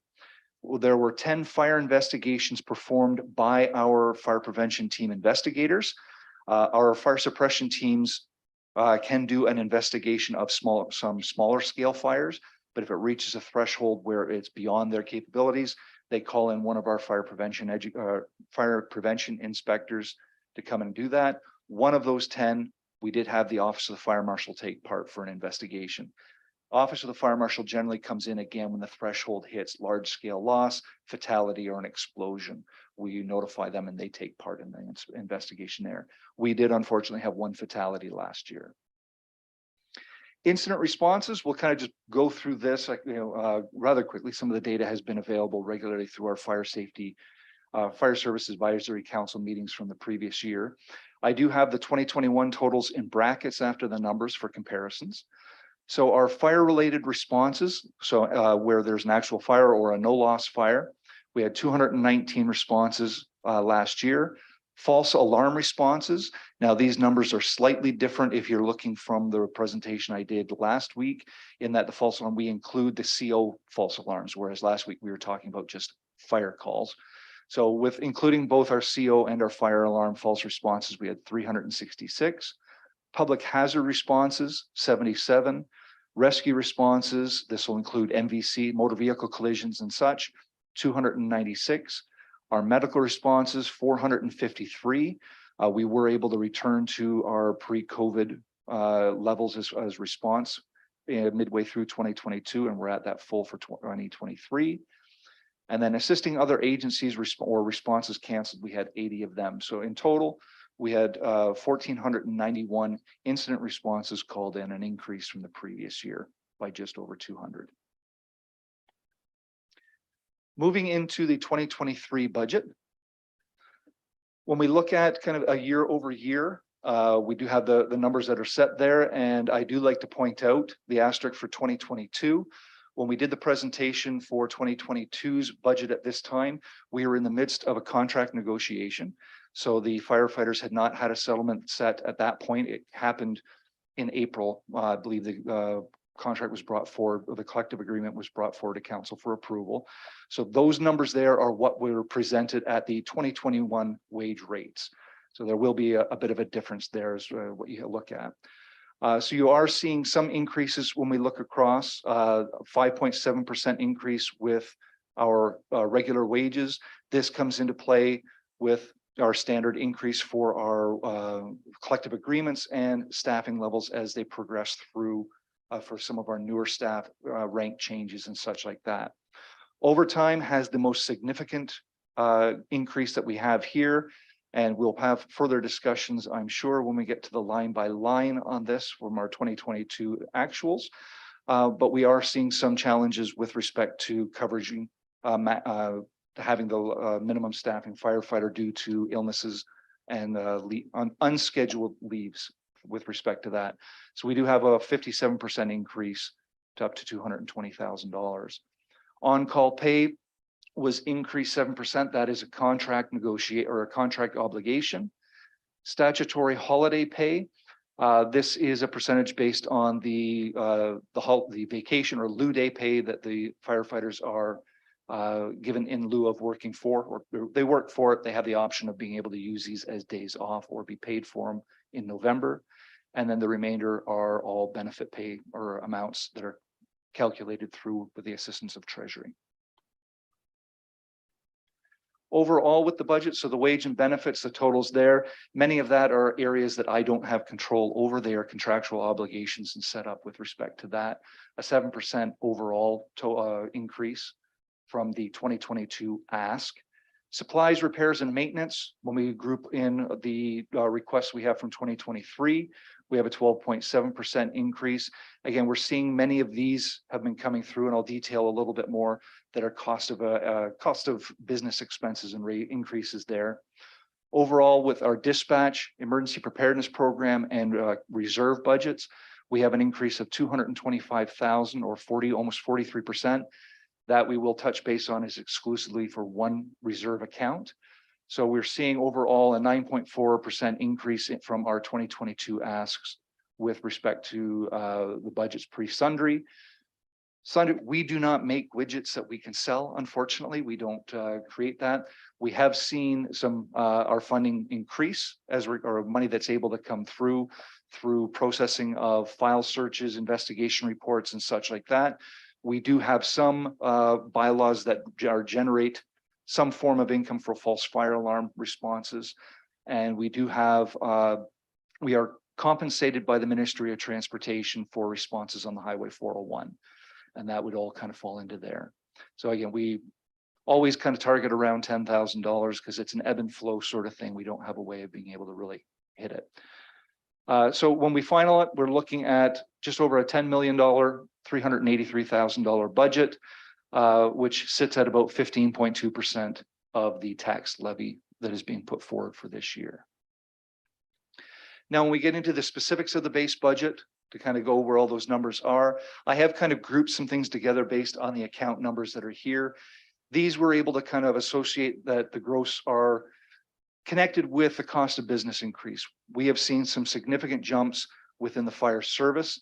Anytime that there's something that's related that you can put fire in front of, the rates go up even more so. We've seen apparatus alone go upwards of 33% in the past 16 to 18 months. Just, we have to have the equipment. We need to go this way. We're kind of at there, yeah, they can do what they want with us. We can't come up with a good one there. New equipment bill again is associated with fire such repairs and service, just constantly everybody's taking everything up. Uniforms, fuel and oil, we did increase that. That's one of the line budgets or lines that I'm sure will come up. Nobody expected diesel fuel to go up to $1.84 a liter, but it seems to have come back down to something a little or over $2 a liter. It seems to come back down to a bit more reasonable cost. So we're hopeful that in 2023 we'll have a realistic setup. Purchase services, we're seeing some increases with the snow removal, things like that, where they're putting a fuel surcharge on the service that they provide. We're trying to catch those there. Personal protective equipment, again, that's underneath of our fire gear. Anything fire related, the price goes up. Provision for fire equipment reserve, as I mentioned in the previous one, this is the sole, the 225,000. As was mentioned in the capital budget previously, we are going forward looking for a new engine apparatus. Part of the planning that we have is we look at in the 15 to 20 year time frame that our apparatus are able to be in service. What is the projected costing going to be? And can we have the proper amounts in our reserve account to cover the cost of these apparatus. Unfortunately, as I said, the costs keep going up. An engine that pre-COVID cost $775,000 now costs $1.4 million and takes 2 years to come. So to try to take smaller, slightly bigger, but smaller bites out of the cost of that, we have had to increase our annual contribution to reserve account so that when it comes time to buy these new apparatus, the money is sitting in the account already and we're not having to incur debt to pay for them. Accounts that had changes due to alterations of where the money is, the shell game, I guess you could say it. General insurance, this is one from the previous year when we made our submission in 2022. We didn't have the actuals as to what the numbers were going to be. We kind of guesstimated with what a nominal expense or increase would be. But as Amy has put forward, the insurance company loves jumping all over municipalities. There's been lots on the go. We're a great place to come through. This year, we have seen an $18,000 increase. Amy was able to put a lot of work into getting the actuals for us for the 2023 year. So we're able to include that in this funding request. Legal fees, that account has been zeroed out and moved over into the budget of the CAO, the general city legal. What we are finding is that when we would use our legal services at the courthouse, either for fire code offenses and enforcement and of that site, the legal department would just send the invoice to the city and it would get all lumped in the same. It wasn't separated as to who they were representing. So we couldn't separate, what were our expenses, what were theirs. It was kind of all lumped in total hours. So it just makes it easier to kind of coordinate everything rather than me continue to budget for $5,000 and not use it. Radio system maintenance and repair. We see an increase in that. We're at a period of time with our portables where our batteries are starting to require to be replaced. They only have a set lifespan. You can only charge and recharge them so many times. And again, the cost of these, when we're looking at 15 to 20 a year, you're in the neighborhood of the increase that we have with this. Telephone system. This one kind of caught me off guard when I was looking at the numbers of the 2022 actual. So we dove into it and we were able to have some assistance with the other agencies. All of our apparatus, similar to a lot of the fleet apparatus in the city, are part of a GPS system.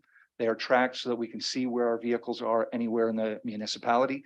The cost of that service previously was covered by the Board of Works. What I believe it was last year was a transition. Now it's fully this year. Each department that has apparatus that have the GPS systems on it cover the cost of that, and it is assigned to the telephone account because it is a cell type of tracking for that. So this plus $7,000 is the increase to that account simply to cover, basically move the expense from the Board of Works into the Woodstock Fire Department. Specialized response services, we had a decrease of $4,500 there.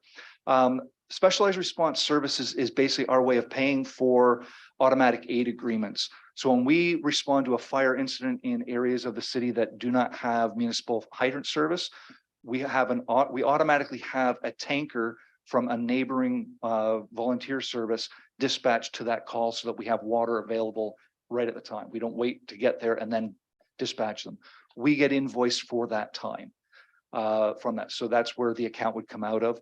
We've reduced it down because we've seen year over year that we don't utilize it a lot. If we do have incidents where it comes through, unfortunately, it'd be an expense at the time that we'd have to cover then.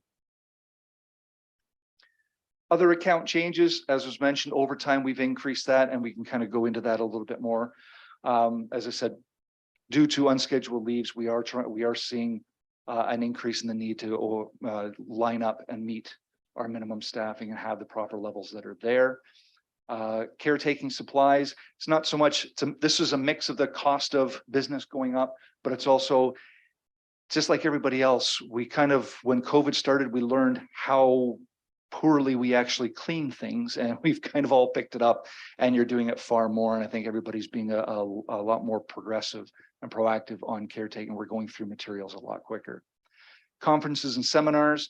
Now that we do have a full-time training officer, he'll be taking part in a FDIC, which is a fire department training seminar that's located down in the States. We increase the cost to balance it out so that we can have a member take it down there. Utilities, when you look at the average of the three, it kind of drops down a little bit. We try to see where things are, the actuals, and move it around with that. When we get into the additions to base budget, it was preempted in the presentation from the CAO at the last meeting that fire department has 3 that we're looking at, 2 directly for the fire department, 1 that falls underneath of our radio services. So, which is the first one here. So the radio equipment that the city has, we own and operate all the towers and the transmitters and everything for police, fire, transit, border works, all of that. It goes underneath of a separate account that kind of we monitor underneath of fire. So the provision for radio reserve, the equipment that is up now was last installed in 2017. It typically has about a 10 to 12 year support life, where the Motorola, Avtech, all these companies that do, that's how long that they will provide support for it, that it's current. It can ebb and flow based on what the industry does. If there's new fund or new technology that comes up, they may shorten what you have there from it. So with this, the reserve, we are increasing it based on what the projected cost is going to be to replace all of this equipment again at the time that it will come time to replace it all.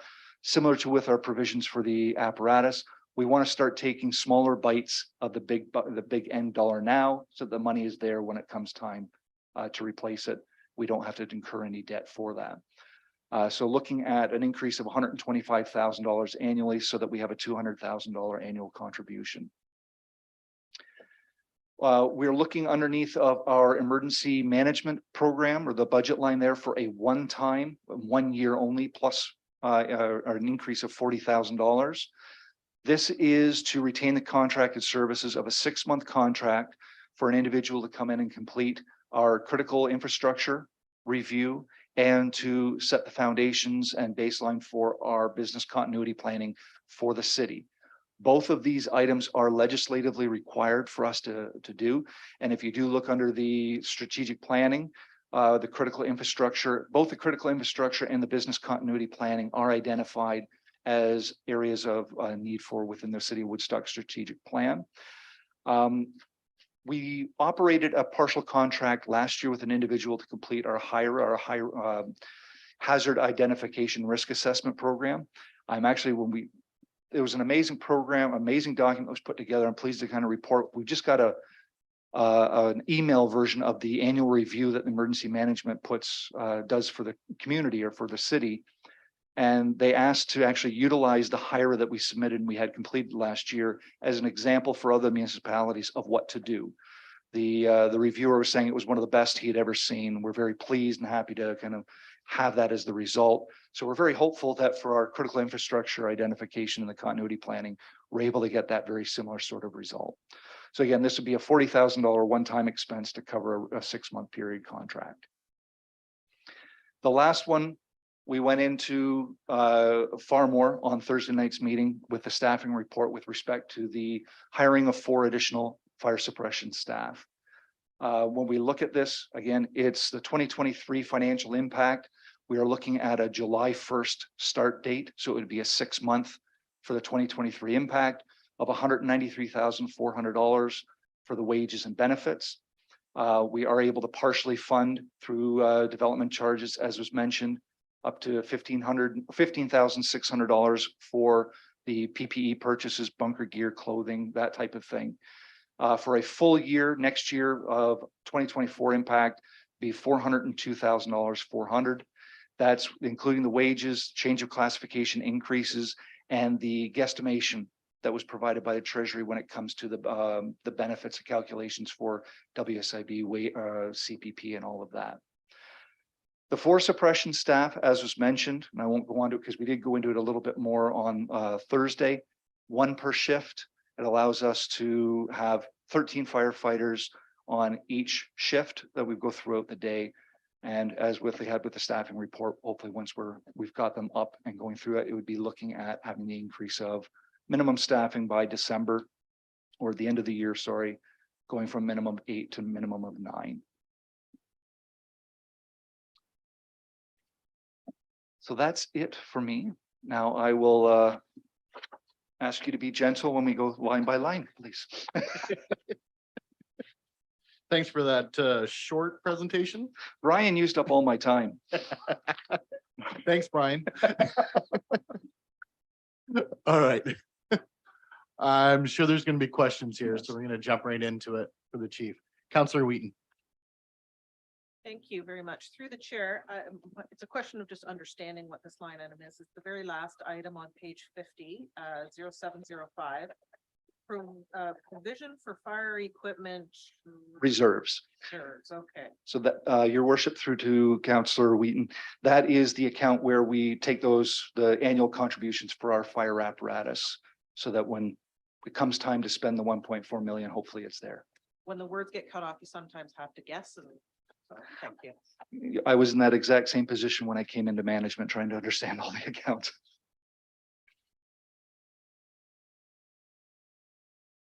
Any other questions? Counselor Schanberg.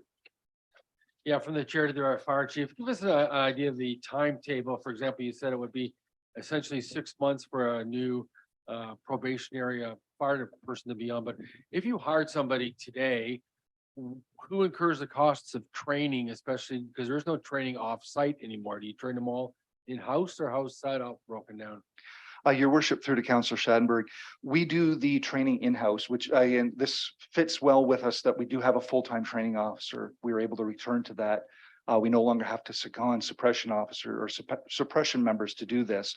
So when a probationary firefighter is hired, we already know that they are a certified firefighter 1 and 2 from an educational standpoint. They have done some skill assessment. However, we go through and we do an assessment internally with our equipment, with our processes, to ensure that we're able to check that box, do our due diligence, and know that they are up to snuff that we feel. And then the training transitions from the training officer solely to between the training officer and the shift officer. So usually at about after an 8-week program, they are transitioned on shift. So each of the 4 would be on their own shift. And now the training is coordinated with the training officer and their shift officers. So while they're on duty, they're able to do some of the actions, continue that until such time around the 6th month, where we do both an educational and a skill assessment review to see if they're able to be counted as a firefighter on shift and no longer have some probation, or they still have the probationary rank, but they don't have some safety measures on of things that they can or cannot do. Even though I'm older than the worship Jerry Accioni, I do want to say that remember a time when there was a Gravenhurst Fire College, but that system doesn't really exist anymore, does it? Your worship, through to Councillor Schanberg, no, Gravenhurst itself was shut down by the province a few years ago, and they transitioned the training to regional training centers, and also were able to provide through the province of Ontario some funding to fire departments to help with or assist with the transition to in-house training. With respect to that, the probationary program has ebbed and flowed. It was there before I started in '96, then it stopped. I did all my training in-house here. There was a number of us, and then I believe for the last group that we had, or about 2004, it kicked off again, and they started having a probationary program, and we were able to transition some firefighters through there.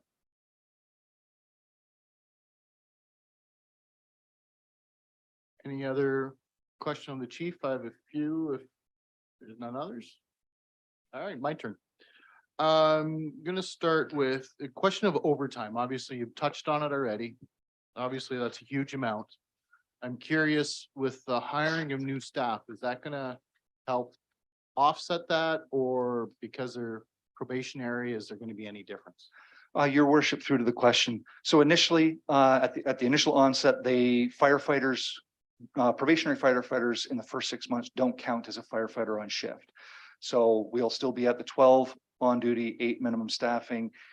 If they're there as one of the 13, they're just an extra body that's there that can be assigned tasks, but they can't act as the fill. So if we have 5 people off duty and we're down to 7 on that shift, but we have the probationary firefighter, we can't count them as a firefighter. We'll still need to cover overtime for that.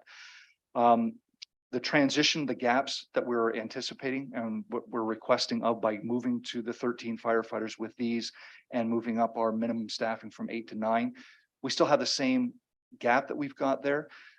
The overtime, when I look through and I go through the numbers that we have with respect to it, overtime's broken down into a number of different categories. We have callbacks for when we're on scene at a fire. We have callbacks to staff station, officers' meetings, training programs, this type of thing. But the largest portion, 82.4% of that overtime budget is for absences, where we have to maintain the minimum staffing that we've got there. So that came to 3,932 hours of overtime. Translates to that, at $82 an hour, which is the average of the overtime rate, to the amount that we're at there. When I look at the sick time that we had to have, we have on one shift alone, we have 2 officer positions that have been on long-term leave, either sporadically throughout the year for extended durations, or one has been on a long-term leave for probably about 8 months of the year. We don't anticipate this being an ongoing thing, but we don't have control of that. These are WSIB. One is a WSIB absence. So it's unfortunately, it's the nature of our business when we're in that, we are starting to see this type of thing go. I can't plan for it. At the same time, I could have everybody come back, or people decide to retire and we fill with everybody that's able to be there, and my overtime drops right down. So we're trying to look at what the balance is and what the best case scenario could possibly be. Because you touched on that, WSIB seems to be a concern right across all departments. Maybe not a concern, just a cost increase. Your worship, through to the Yeah. question, it is very much, especially within emergency services, we're starting to see a vast increase in years of service of shouldering things, as I kind of alluded to, even just with COVID, but outside of it's coming home to roost. People are starting to realize that they have to take account for their well-being, and they're making the necessary steps to be able to have a career and have a good life post-career as well. I'm sure they felt stress as a COVID. Yes, Of course, very they much weren't so. off. And again, we've touched on this in other staff reports. Insurance, general insurance seems to be quite an increase. From 26,000 to 44,000. Your worship, through the question. So the 2022 quote that we had there, the 26,000, that was put forward prior to us actually having the 2020, what the 2022 actuals would be. That's what you touched And on. we had 2 apparatus that we had sold that just through miscommunication or failed to notify, hadn't been removed from the insurance allotment. So there were 2 apparatus that were no longer owned by the city of Woodstock, but we were still paying insurance for them. So by working with the city clerk's office and that, we're able to ensure that we have the correct apparatus and equipment for the fire department on the policy. And the city clerk was able to provide us with the current rate that we were able to have in time for today's submissions. Okay. And I did have another one. Where was, the bunker cleaning gear. So we're talking about 0428. Correct, yes. The cleaning. I know we went and purchased a bunch of cleaners. So I'm surprised again to see that another $9,000 jump. We're going. Your worship, through to that, I believe the $9,000 is actually for purchase services, the account just above it. The bunker gear cleaning remained static at 22,000 from 2022 to 2023. We were actually able to have a contract signed with the facility that does cleaning to complete the 2023 right through to 2024. And actually, you're correct. I did have that one with a question mark as well. So what is the difference? Because we're on there. For the purchase services, again, this is generally we're looking at, it's a cost of doing the business for it. Purchase services encompasses a number of things. Probably one of the largest we've got. Well, we've got the snow plow, the snow clearing. We're seeing fuel surcharges being added on this. A number of different fees that are kind of fall. That's a catch-all account that we've got with respect to that. We're just seeing general increases across the board. Okay, good for me. Does anybody else have anything for the chief? Wow, not bad. Thank you very much, everyone. Thanks, chief. I did want to mention to the to Councillor Shanberg, I did find out the numbers was requested about the funding of our firefighter wage, if anybody wants to know later. Send him a message. Now administrative services, I'm sorry. I'll ask Ms. Campbell to come up. And this does go to page 5 and 6. If maybe we can just pause a couple of minutes. Yeah. Your worship, I'm actually doing a number of pages more than 5 and 6. Are you? Okay. Although I'd be happy just to do 5 and 6. No.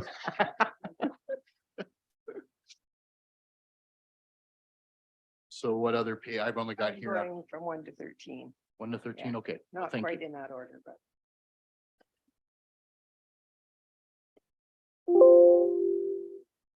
So will we be asking you questions tonight from 1 to 13? Yes? Yeah, Oh, okay. okay, Laird, what was your trick?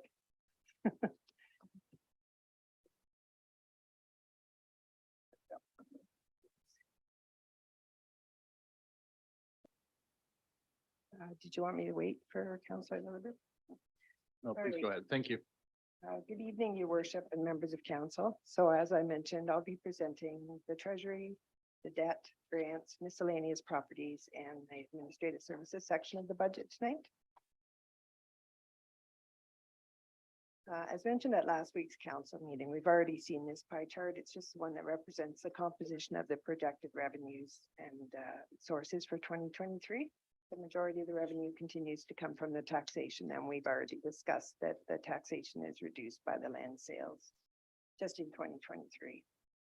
Generally, our user fee and our other revenues are continuing to recover from the losses that we experienced during the COVID pandemic, but there's not really enough change at this point to make any difference on this particular slide.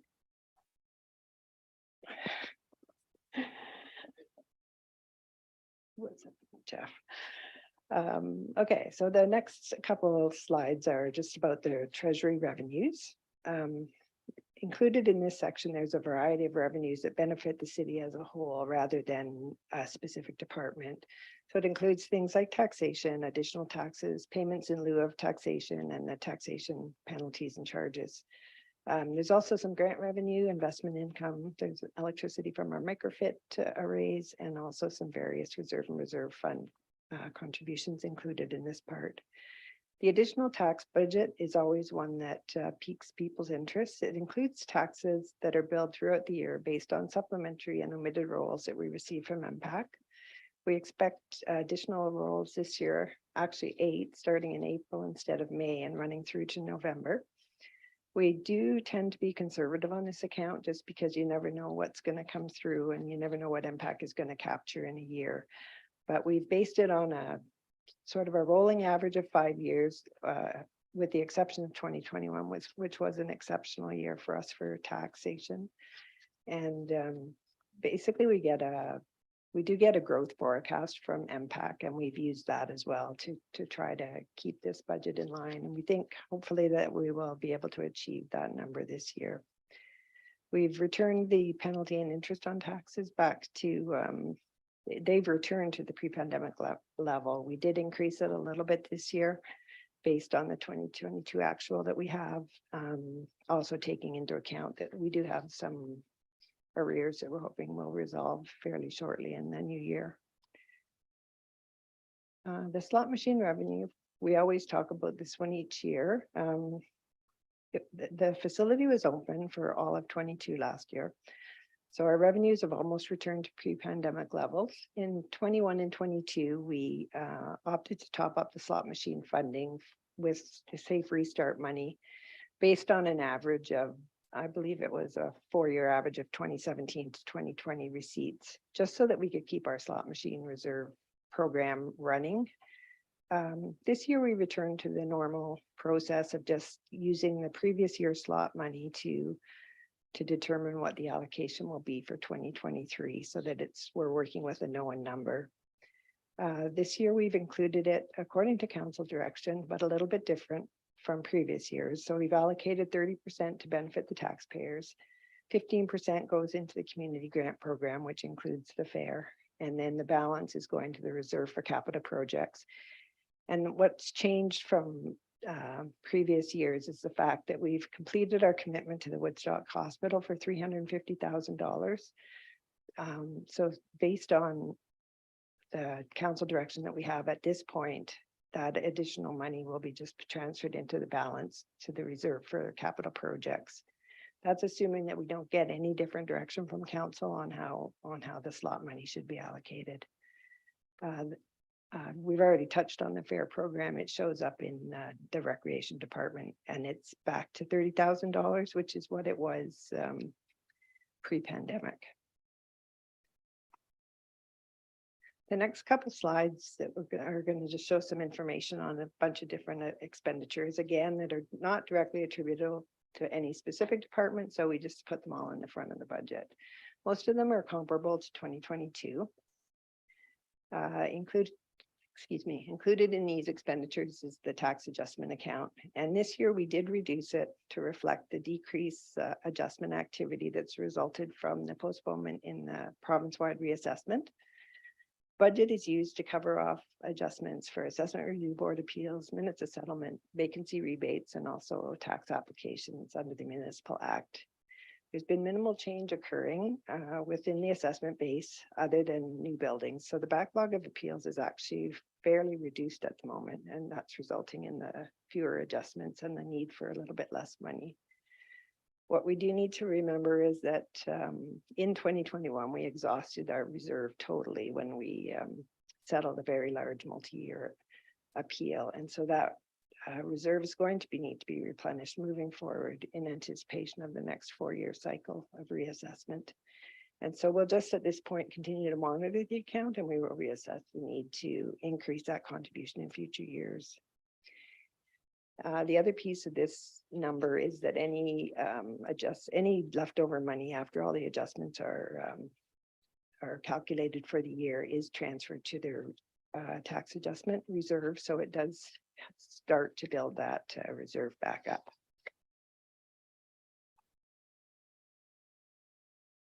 Also in this section, we've got the boundary adjustment payments. Now we are paying Norwich, East Star, Tavistock, Blandford, Blenheim, and Southwest Oxford in perpetuity under the various boundary adjustment agreements that we've got in place. These payments actually account for almost 1.5% now of the expenditures that are in this budget. The tax rebate number is very consistent with previous years. Don't anticipate any changes in 2023. The grants are paid upon submission of a completed application to a charity that rents property and pays taxes at a commercial rate, and the rebate amounts 40%. The community improvement grant and loan program continues to be very popular. There's several different components that make up the program. So there can be grants for a portion of the expenses, grant for permit fees and tax back grants. And as well, there are 10-year interest-free loans that are available. This program begins with economic developments. They bring an application to council, and then once approved, they work with the applicant until the renovation is done, and then they provide the information to admin services, and that's when we take over administering both the tax grant backs and the loan, as well as any loan payments that may come up. There's a number of approved applications right now that are still in process. People haven't submitted their payments, and the development office is working with some of them to get their numbers in, because it's similar to the fair program. It's kind of holding up the money that's available in the downtown development reserve fund. If we have said yes, we'll pay you, but they don't provide their documents. So we're working to try to reduce those numbers. But right now, the numbers do include estimates for most of those projects. It is totally funded from the Downtown Redevelopment Reserve Fund. With respect to the contributions to reserves and reserve funds, most of them are the same as previous years. The contribution to the sick leave is currently paused and remains paused because at the moment, the fund is large enough that it will cover any payout estimates that we require to be paid.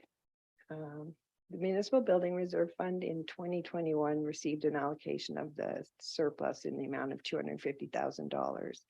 And that was just for some much needed additional financing to replenish the fund. The 2023 contributions gone back to the base level of $450,000. We also contributed the remainder of the 2021 surplus into our reserve for capital projects, which is why it looks so much higher in 22 compared to 23. So this contribution, the contribution to capital, is includes our base level funding that was established by council, increased by the assessment growth, as well as a very small and declining OMPF fund grant. This is the funds that we raise through the revenue fund budget each year for our capital program, and it's what you'll hear us refer to as capital out of revenue. It doesn't match what's in the capital budget because capital budget is always done prior to this budget, and we don't have the actual numbers at that time, but it's always more than what we put in the capital budget. Keep in mind as well that in 2023, this fund is the recipient of the extra money from the slot machine funding, so it will look a little bit higher than other years. We also, for 5 years, I think from 2018 to 2022, we're contributing $500,000 each year to the Southside Pond Cleanout Reserve. And that was in order to set aside the money to fund this, albeit large, maintenance project. So we didn't want to have to finance it with debt. We're now ready to begin that work, and the annual contributions is complete. And we really did try hard to keep this $500,000 in the budget, just for having to be able to finance other capital projects. But at the end, in the end, when we were looking at the budgetary pressure we were under, we ended up taking it out. There's no contribution in 23 to the salary reserve. This is typically a contribution that's made just in years when we have outstanding collective agreements to settle. And in 2023, we don't have any. And I will be providing a list of the reserve and reserve funds at December 31st. Maybe the second meeting in March, more likely the beginning of April, but we'll have that for council to see the 2022 year-end numbers. The debt. So currently our debt at the end of 2022 is just over 14.4 million. That's principal only. We are able each year to finance a portion of our growth related debt from the development charges, and the balance is financed through the levy. We issued $1.4 million debt last year, which was all related to road work. Half of that, I think 700,000, was from the 2022 capital budget as approved, and then 2 earlier projects which were completed in 2022 were also sold. Based on the capital budget as approved, we're anticipating just over $6 million in 2023, assuming that all of our projects are completed. And that includes 1.1 million in road work, which includes the balance of the 22 that wasn't sold, 900,000 for the west end of the market center, 908,000 for the splash pad, and 3.1 million for the Southgate Center expansion. If we issue all of this approved debt, the outstanding balance at the end of 2023 will be just over $18.4 million. This slide just presents a breakdown of the debt by function, which the winner is roads at 33.7%. That also includes some works debt and engineering debt for facilities, 30.7% for recreation, and 24.2% for the police and fire. The balance relates to an industrial land purchase and the purchase of the Dundas Street property next door to City Hall. The grants, we've talked about the grants quite a bit tonight. They're normally funded 100% from the slot machine reserve fund, except with the exception of a portion of the Southgate Center grant that is funded from the levy. That's the portion at the end of this budget that is showing as the net expenditure. We continue to have the Oxford Naval Vets property returned on the roll as taxable, and so we issue them a grant as well. And the fair, again, the fair grant is coming out of this money as well, shows in Department 0702. This one, the city buildings and property. This is just another sort of a catch-all. It's all the various pieces of property and buildings that the city owns that aren't associated with any specific departments, as well as the associated expenses to maintain and operate them. So most of these properties actually have changed since 2022. 97 Mill Street was sold.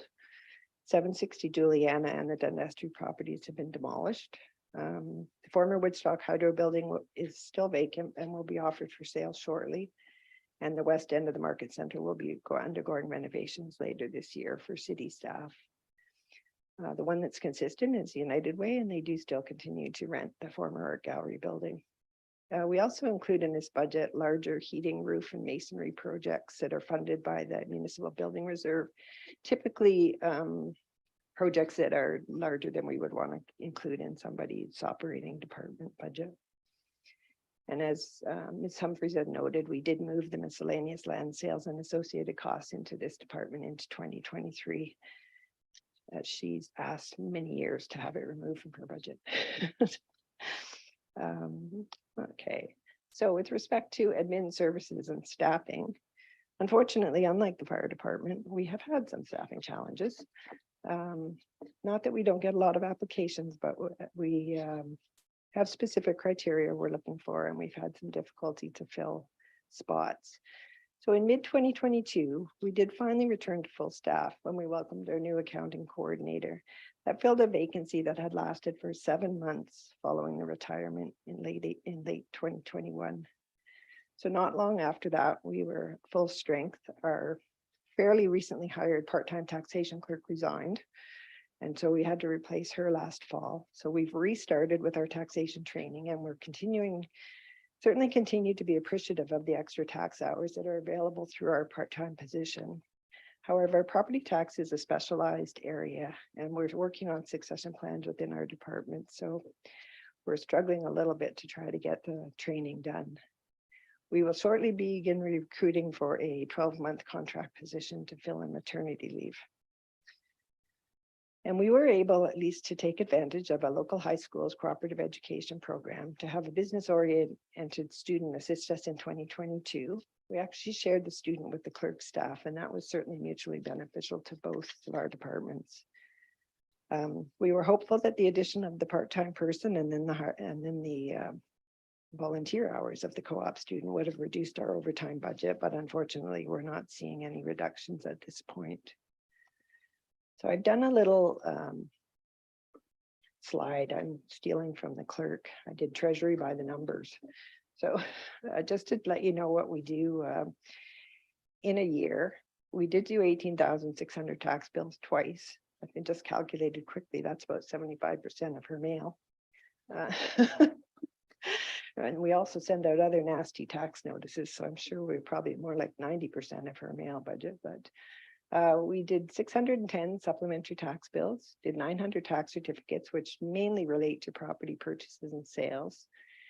We had a combined EFT payment and check payments of 80, I don't know what is that, 8,200, 9,200, almost 90% of our payments out now are going by EFT. So that's a big help for us. It's all direct deposit, and we're not doing that mailing. We issued about 500 accounts receivable invoices, and that doesn't include any of the invoicing raised through our Legend software for any facility bookings. That's just invoices within our department. We have daily cash receipt batches and internet batches that we process to mostly for tax payments, and we've send regularly about 100 PAP files in a year for pre-authorized withdrawals for mostly again for taxes. We handle the payroll, 26 payrolls a year, averaging about 525 employees. And we're maintaining an inventory of tangible capital assets of almost $340 million. And that's the book cost. So that's the historical cost of those assets and not what it would cost now to replace them. In addition to all that, we support all the other departments with all things finance and purchasing. And we coordinate the online payments and recording for a number of the third-party software such as Legend, Transit Fair, Cloud Permit. We assist with grant reporting, monthly reporting for staff and council. We do HST returns on a quarterly basis, biweekly source deductions, manage a number of bank and investment accounts, and sort and roll the transit and parking receipts. So we're certainly busy,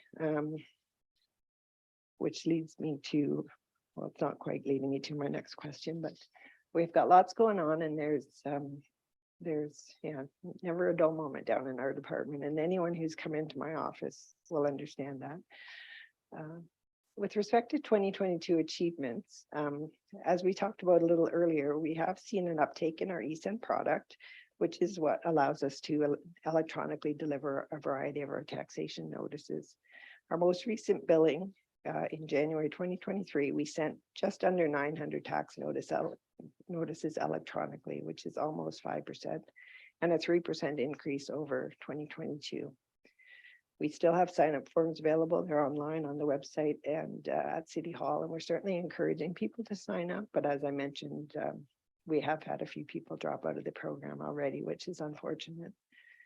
We've also successfully delivered our second capital budget and forecast using FMW software and are currently in testing stages with this software for this revenue fund budget as well, although it will just be an internal document for us this year. And we did use our intake to municipal modernization grant in order to complete our virtual City Hall product. It's a product that provides limited access to taxpayers and residents to taxation and assessment information online. And it is live, although we need to bring out our education and training program, and we'll be doing that shortly. With respect to our goals, we are continuing with some of the 2022 goals. We're working with the bylaw department on new online parking pass software and also parking violation software. The parking pass portion of that is live now, and they're working on the violations. We're also working on, we'd like to work on our admin services portion of the website, and hoping to do that in conjunction with our communications and marketing team later this year.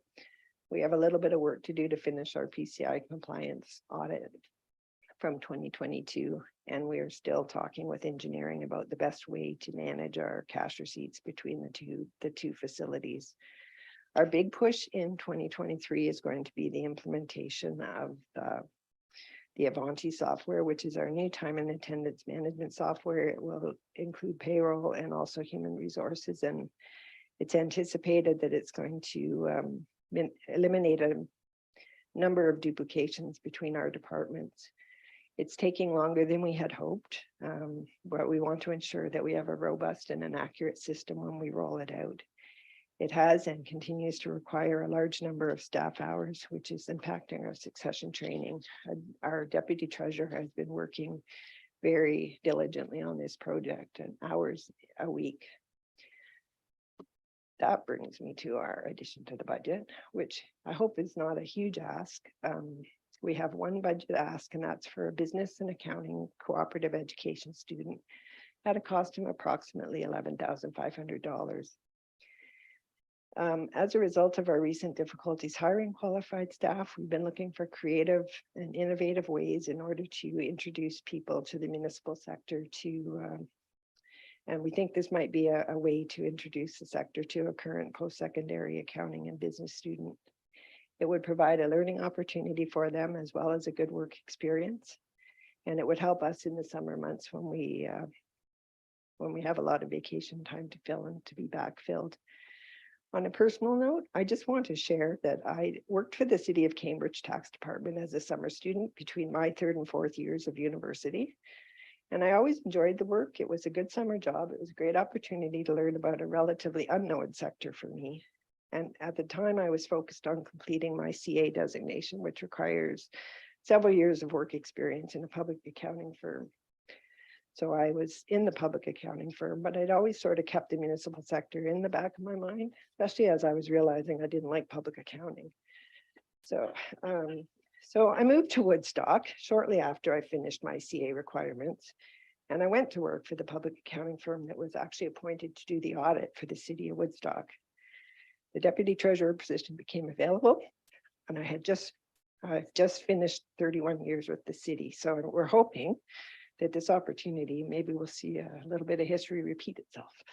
So with that, I will wrap up my presentation, and thank you for your attention, and I'd be pleased to answer any questions. And I'm almost losing my voice. Thank you so much. Great presentation, actually. So thank you. So we are talking about pages 1 to 13 now. I'll make sure everybody realizes that. So we're going to start off, and I'd like to do pages 1, 2, and 3, if we may, to begin with. So we'll start off. Is there any questions at council? I guess we'll start off in general, because this is a big department as well, but also on those specific pages to begin with.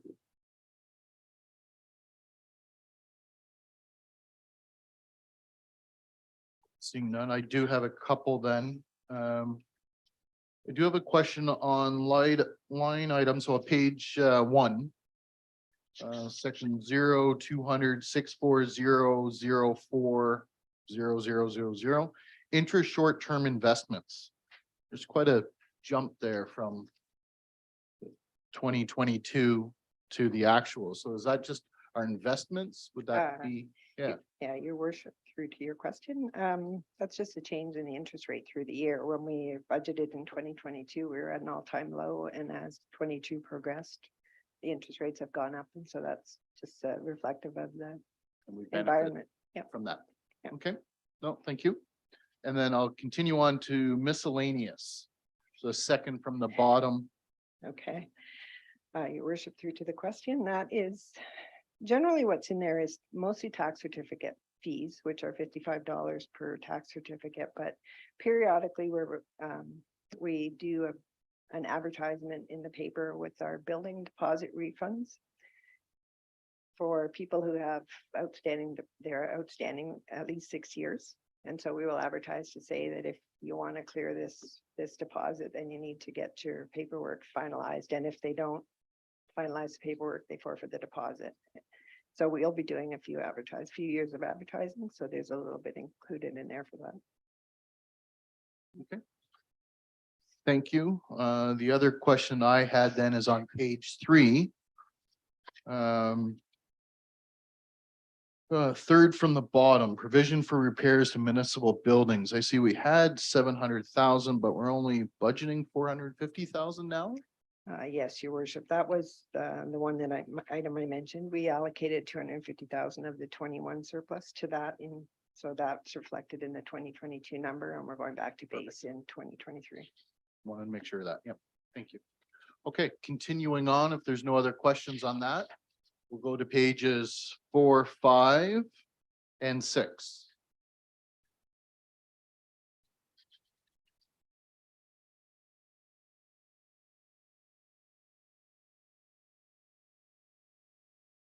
Seeing none. I didn't have any, so we'll move along. Pages 7 and 8.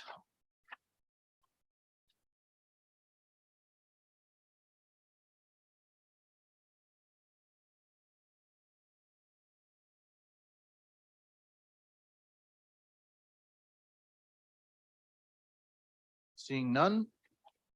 9 and 10. Counselor Wismer Van Meer. More or less just kind of a general comment about the Civic Award of Excellence for students. I know you're looking to increase that to 5,000, which I think actually is a really great idea. We have 5 high schools in Woodstock that I think it's nice to be able to recognize a student from each individual school, if that's a possibility with something like that. So I just thought that was something nice to see in there this year. Yes, your worship, through to Councillor Wismer Van Meer. That's why it went up to 5,000, one for each high school.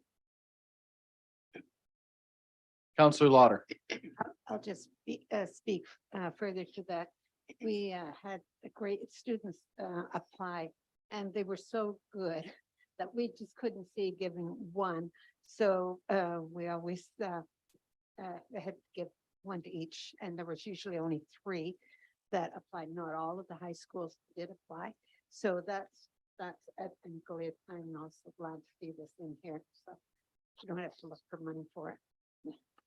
Yeah, if I recall, we used to take that out of our own council budgets to top that up to make sure the money was there. Sorry, Counselor Wismer Van Meer. Just to point to that too, one of the youngsters that received that last year has applied for a job this summer. He reached out to me to tell me and was excited to apply. So obviously it's a great initiative to get the youth excited about joining municipal as well. So. Great. Counselor Wheaton. Thank you. Through the chair, page 9, the Woodstock General Hospital commitment. I just want to really clarify what I think I heard you say. Our commitment is complete now, that 350,000 that has come from the OLG slots funding. And unless we give you a different direction, that 350,000 will be put back into mitigating the levy or into a reserve? No, your worship, through to you, Councillor Whedon. The balance of the contribution or the money that we receive from the slots goes into the capital reserve.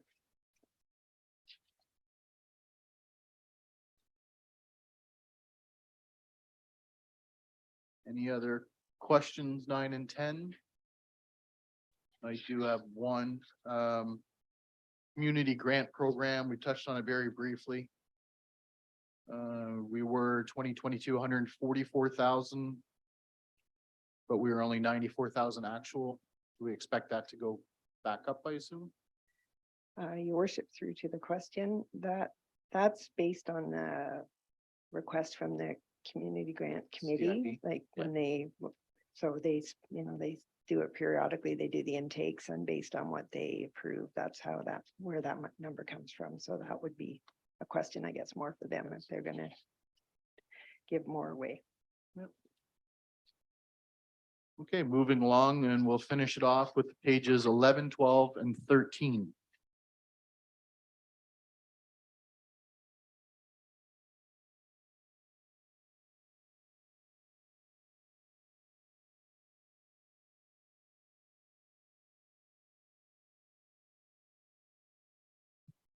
And no questions, Ms. Campbell? No more questions, I guess. Thank you. Oh, no, Oh. Councillor Shattenberg, almost, you almost got away. Almost got away. Sorry about that, I guess from the mayor through to Diane Campbell. I guess the question would be is if we're not receiving any rent and we know why for 16 Graham Street, yet there's still charges for things like electricity, heat and water. So in essence, we're, for lack of a better term, losing on that lease deal. Your worship, through the question. Yes, at this point, we're just keeping on the utilities, et cetera, to keep the building in shape. We don't can't turn the heat off and have the water freeze, et cetera. We'd like to get rid of the building in good repair. There is a lease there, however, but it's a lease at no charge. Oh, there's nobody in it right now? No. Your worship, through the question, there's nobody in the building at the moment, so there's no there's no revenue. I believe there is, that's the Ukraine storage. Oh, okay, Yeah, sorry. Sorry. Yeah. If council remembers, we did approve that yes. and they have free rent to be in there for storage of their space. So we are keeping the lights on and Okay, if you ask them, it is cooler temperature. So it's certainly not fully heated, but it is above freezing for sure. Any other questions from council? Okay, I think now it's Thank safe. you. You can, thank you so much. And now we'll ask Ms. Collins to come up, marketing and communications. And we are talking about pages 98 and 99 for those following along. Ms. Collins, welcome. Good evening. Your worship and members of council. So I will hopefully not take too long this evening. I know it's been a long night already, but I'm here to share with you some of the highlights from 2022. As you may know, my position was created in 2022, so as a new role to provide a dedicated resource to lead the communications and marketing activities of the city. This has allowed us to focus on enhancing our communications with the public through more strategic, proactive, and comprehensive approaches. Some of the things that we've done so far since joining is we've undertaken a refresh of the What's on Woodstock magazine recently. So that we can derive the maximum value of that publication. We recently did a readership survey for that publication as well, received more than 300 responses to that. And so far, although I haven't done the complete analysis yet, the preliminary responses are very positive. People look forward to that magazine. They count on it to get information about what's happening in the city, and they value the fact that it comes directly to them through Canada Post, so that it's not just a digital tool, that it has broader accessibility for everyone. We've also increased communications around council meetings with Maraccioni's pre-council preview videos, social media reminders with links to access the agendas, watch the meetings online, as well as following that up with a post-council media release to share the highlights of some of the decisions that council makes at those meetings. Looking ahead, we want to continue to more outreach with the community and help define our brand so that we've got a foundation for which we can have authentic and consistent messaging with the public that is recognizable from the city of Woodstock. We also want to continue to support staff throughout the organization so that we can help them achieve their goals, share information about the work that is meaningful to the public in a way that is meaningful to the user and the recipient of that information. We've also introduced some new tools to help us communicate more effectively and efficiently with the public. We've introduced a social media management platform, which allows us to centralize and coordinate the scheduling and automate what we can so that we can focus on responding to the inquiries that come in and monitoring that. Again, we've got a number, because we've got such a small marketing team, we've got a decentralized model for sharing information with the public. So we've got staff from across the corporation who are have access to be able to share information about their program areas, and having a centralized tool allows us to better manage and coordinate the messages that are going out, so we don't have 16 messages on one day and then don't hear from everybody for 3 weeks. Not that that was happening, it's a bit of an exaggeration, but we have also introduced some templates to help internally with staff doing some planning, as well as have to not reinvent the wheel every time they go to generate a communications piece. It allows them to quickly pick something up and update it and share information in a way that's professional, consistent, and easy to respond. We've introduced an engagement platform, which we recently used with the Museum Score Benches survey, which allowed us to take have more flexibility with the type of questions that we can ask the public, as well as manage the response and reporting more effectively as well. Looking ahead, we want to continue to maximize the capabilities of the tools that we've adopted to get the most out of those. So that, again, we can be as effective and efficient as possible with getting information out to the public and maximizing those limited internal resources, and also continue to evaluate new tools that'll help us do our jobs more efficiently as we share information with the public. Also, having a dedicated resource allows us to have improved accountability with having someone who can be take the lead on kind of that overall arching support and coordination. We've introduced a lot of information sharing internally to again, just have a more coordinated approach to getting information out, look for opportunities to find linkages and synergies between programs and audiences to better boost the information that's going out to the public. We've introduced things like social media posting guidelines that allow us to have documented processes and best practices that we can point to if there are ever any challenges with information that gets shared with us. It helps just kind of set the expectations with the public about what we how we interact with them and how we expect to have them interact with us as well. Looking ahead, again, we're going to be looking at continuing to develop resources that will allow us to develop communications that are professional and consistent and clear with the public. We want to develop processes and documentation that'll help us enhance our services and minimize risk by reducing inaccuracy or out of date information, and just continuing to make sure that we're doing that internal housekeeping stuff and like back end of the website and things like that that need to just have that regular maintenance to keep things in order. Looking at the budget from 2022 to 2023, you'll notice the changes reflected in my one page are the annualization of staffing costs, a change to the way that we're budgeting for what's on Woodstock. Previously, internal departments were that money was drawn from their accounts and put as revenue into the What's on Woodstock account. So we've eliminated that internal transfer. We have increased the budget for that slightly as well to include additional recreation activities information for the public. Previously, we had done a print rec guide over COVID that hadn't been produced. And so again, rather than create another publication and another resource, we used the resource that people are already looking towards for information as a way to get that information into their hands. You'll see the increase to the technology line, which previously didn't exist, and that's to introduce those platforms that again help us manage our time more efficiently.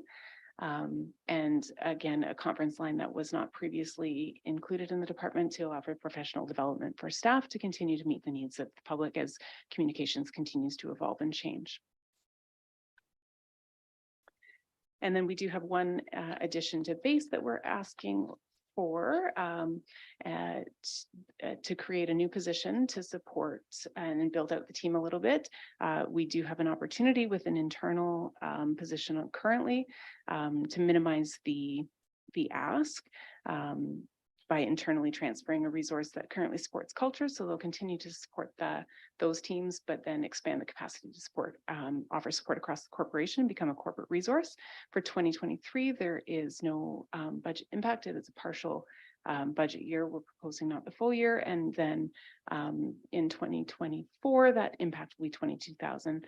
And part of the offset of that cost, or the way that we're able to offset some of that cost increase, is by bringing the writing of what's on Woodstock in-house. Previously, that was outsourced to a consultant due to not having the skills and expertise internally to be able to provide that service. But now that we've got resources in-house that can do that, that'll help offset that cost.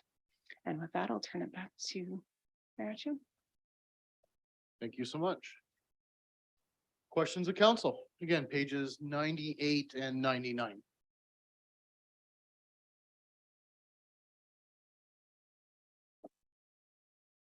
Can't let you off that easy.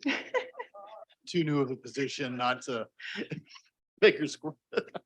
Sorry, Councillor Wheaton. Yeah, just because we can't let you off that.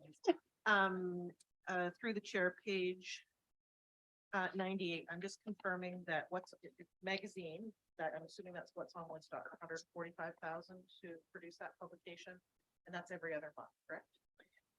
Through the chair, that goes out 9 times a year. Currently, it's something that we can, continue to look at and monitor. There are a couple of joint issues currently that are produced, and that's just from a scheduling standpoint. So yes, that is the cost to produce, design, previously write, includes the rec guide, and mail to homes in Woodstock through Canada Post. So that does include the mailing? Correct. And then there, sorry to continue, there is a revenue offset in sales of 20,000 is the anticipated budget revenue? Through the chair, that's correct. That is for external advertising costs. We do have a for-profit and a nonprofit rate, different sizes that are available for people in the community who wanted to advertise their business or a community group. And so that helps offset the cost of that. It's just the internal transfer that we reduced, with the exception of the costs that flow back or charge back to county, for example, like waste removal. Any other questions? Okay, then I'll just make a comment. I get a lot of compliments from the public actually about what we're posting and how much more we are. So I just want to say thank you. I know you're really behind that and all the work that's been being put on between you and Spencer, of course, of putting that together and getting it out, and it's been noticed. So thank you. Great. Yep. Thank you very much. And with that, we will call on Mr. Curie, the CIO.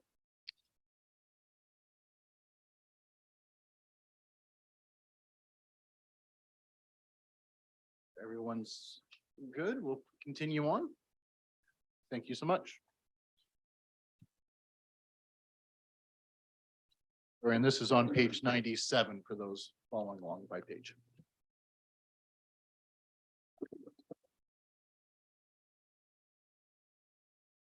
Okay, thank you, Your Worship, members of council. It's been a long evening, so this is not a long presentation. 2 small budgets to cover and a few miscellaneous pieces. So first, we'll take a look at the planning budget, which is found on page 51. It is a one-page budget. And the planning budget covers one aspect of our planning jurisdictional authority. The city has three areas of jurisdictional authority for planning. One is the zoning bylaw, which the revenue from zoning bylaw applications are found in this budget. The Committee of Adjustment is the second jurisdiction. That revenue is found in Ms. Humphrey's budget, the clerk's budget, and she covered that earlier this evening. And the third is site plan control applications for development approval. Site plan control application revenue is retained by the Oxford County Planning Department because we essentially request that they they handle all of the administrative tasks of circulating those applications on our behalf and process the approvals for us. And so they retain the actual application revenue for that specific planning jurisdiction. So what we have left is zone change applications. And under this budget, when you see planning revenue, that's what that pertains to. In the expenditures, there is only one line item that is actually used by the city itself, and that is the legal fees and services. And it's budgeted this year very conservatively at $5,000. So this is the budget line item. Should council decide to render a planning decision contrary to the recommendation of the Oxford County Planning Department, and the application finds its way to the Ontario Land Tribunal, council would need to defend its position. And the lawyer and the professional planning services that we would retain to defend the position of council would be funded from this line item. Similarly, if an applicant appeals a matter to the Ontario Land Tribunal and we don't need to seek planning professional opinion, we still need legal services to assist us with that representation. So we've dropped it from $30,000 budgeted in 2022, and it's just a prediction that we hope that we're not heading into a litigious period of planning approvals. Bill 23 should remove a lot of the previous flashpoints that we had with respect to adding second units in existing residential properties. So we hope that we won't see a lot, and this is why the budget reflects this lower amount. The remainder of all of the expenses in the planning budget are actually incurred by the Oxford County planners themselves. They will invoice us for office supplies, pieces of their subscription and memberships, advertising and telephone. So that's not actually costs incurred by city staff or the city itself. It's costs incurred by the Oxford County Planning Department. The CAO budget, again, another one-page budget. The two largest line items on the CAO budget are wages. The wages includes the cost of the CAO as well as a shared cost of the senior administrative assistants to the CAO mayor. The other portion of that cost resides with the council budget under executive support. The second largest line item is the city solicitor, and it covers any prosecution for any bylaw offenses, general corporate legal counsel, and handling our land sales.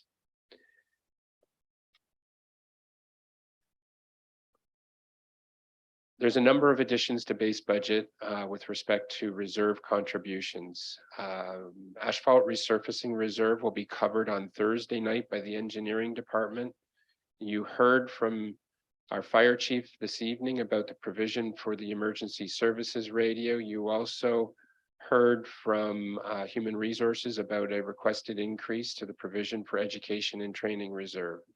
The straggler is the post-secondary capital grant, which we're actually recommending to defer to 2024, but we'll just cover it quickly here.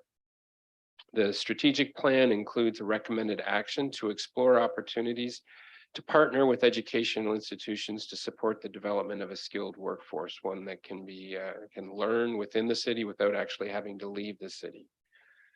And there's been actually two such opportunities in our past.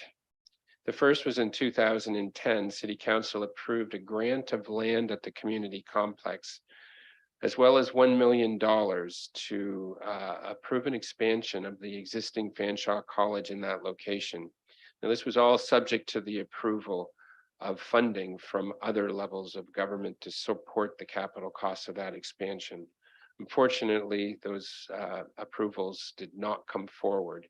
And so the city did not have to follow through with the grant of land, nor with the $1 million donation towards the project.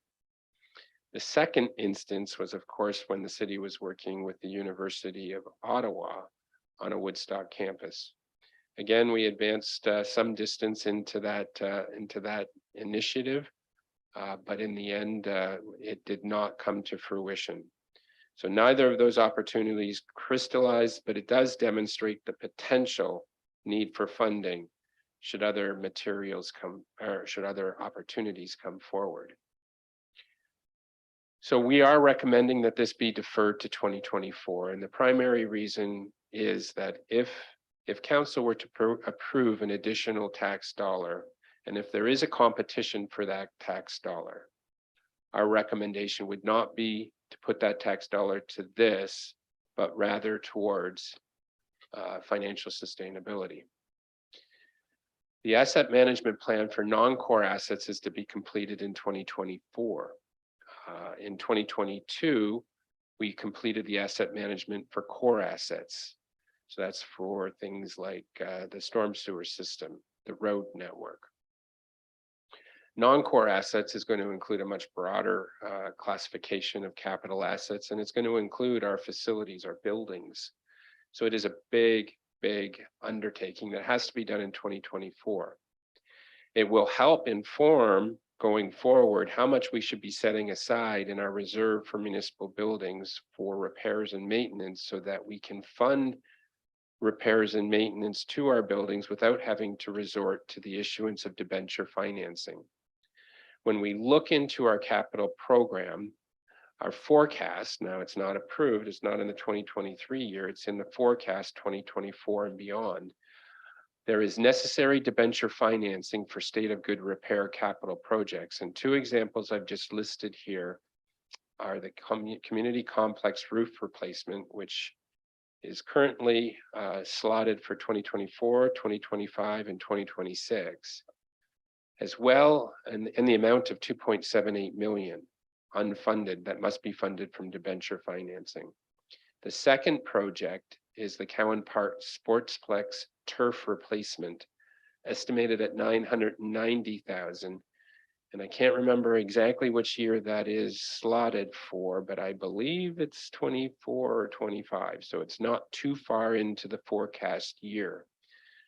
So these are examples of state of good repair projects that we simply won't have current sources of financing for, and we will have to resort to debenture financing.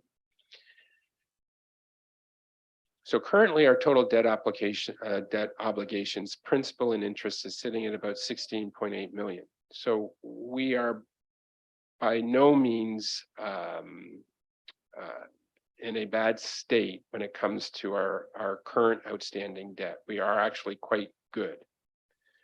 But when you look forward and you cast forward and anticipated debt obligations, and this is just a very rough estimate, this is not the actual number, but 2023, we will be looking closer to $23 million of debt obligations, again, principal and interest.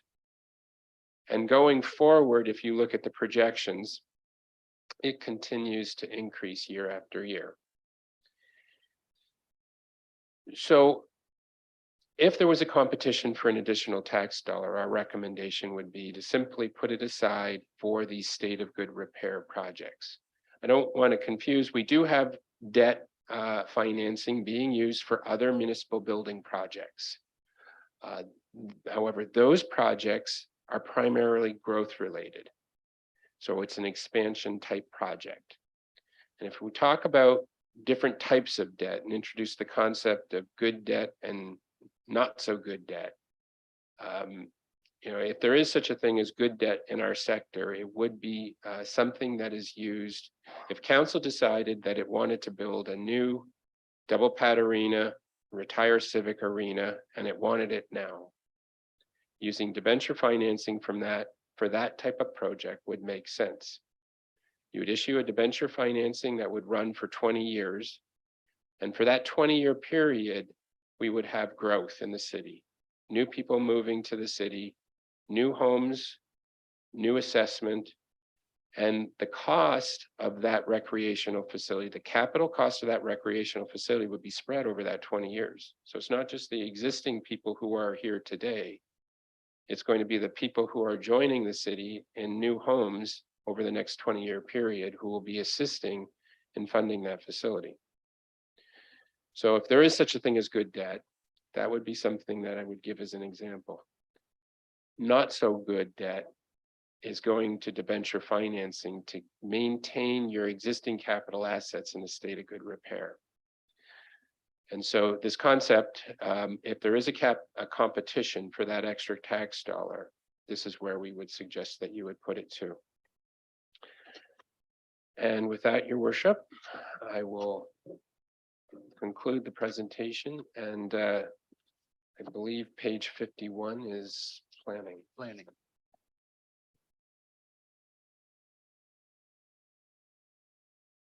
So any questions of council?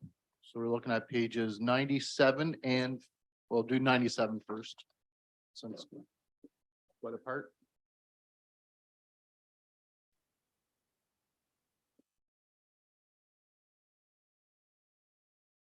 Okay, seeing none. Oh, Councillor Wheaton. Sorry, not gonna let you get away with it. Through the chair, you did mention legal fees. Yes. Budgeted in 2020 for 40,000. We're back at 40,000, but in the actual in 2022 was significantly higher. Yes. Was there an anomaly there? Yes. Okay. Your worship, through to Councillor Wheaton. Yes, the actual is just shy of $89,000. And this is the legal account is something that will ebb and flow. And in 2022, we proceeded to litigation to recover the Capitol Theater. And that is the primary significant difference here over what we budgeted. And you can see we had a transfer from Hydro Reserve Fund unbudgeted as a revenue of 38,000. And so that was something that we brought in to help offset that additional legal costs, knowing that we were going to incur much greater legal costs in the year as we pursued that recovery of the deed for lack of performance in building the new building.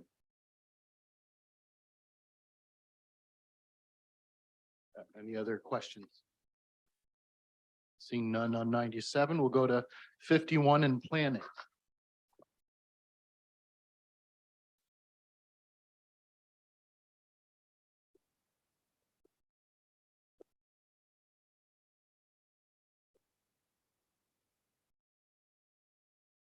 No other questions of council? All right. Thank you so much. Thank you, Your Worship. All right, well, that is it for scheduled tonight. The remainder of the departments will present at the revenue budget meeting scheduled for this Thursday, February 23rd, and we're going to start at 5 p.m. as well. The Police Services Board, Public Library Board, and Art Gallery Advisory Board will be presenting their budgets at the regular meeting of council being held on March 2nd. Final approval of the revenue budget is scheduled for the regular meeting on council on March 16th. Councilors are requested to forward their suggested amendments to council, the CAO, the city clerk, the director of administrative services by March 10th, 2023. Amendments can, of course, be brought forward on the council floor on March 16th as well. So please remember that. I would like to thank all staff for being here tonight. Those benches are not the most comfortable thing in the world, so I appreciate your patience and you being here. and always being available for questions. With that, since it's been so long, we'll look for a motion to adjourn. Counselor Schattenberg, seconded by Counselor Lauder. All those in favor? We are adjourned. Thanks, everybody. Have a great night.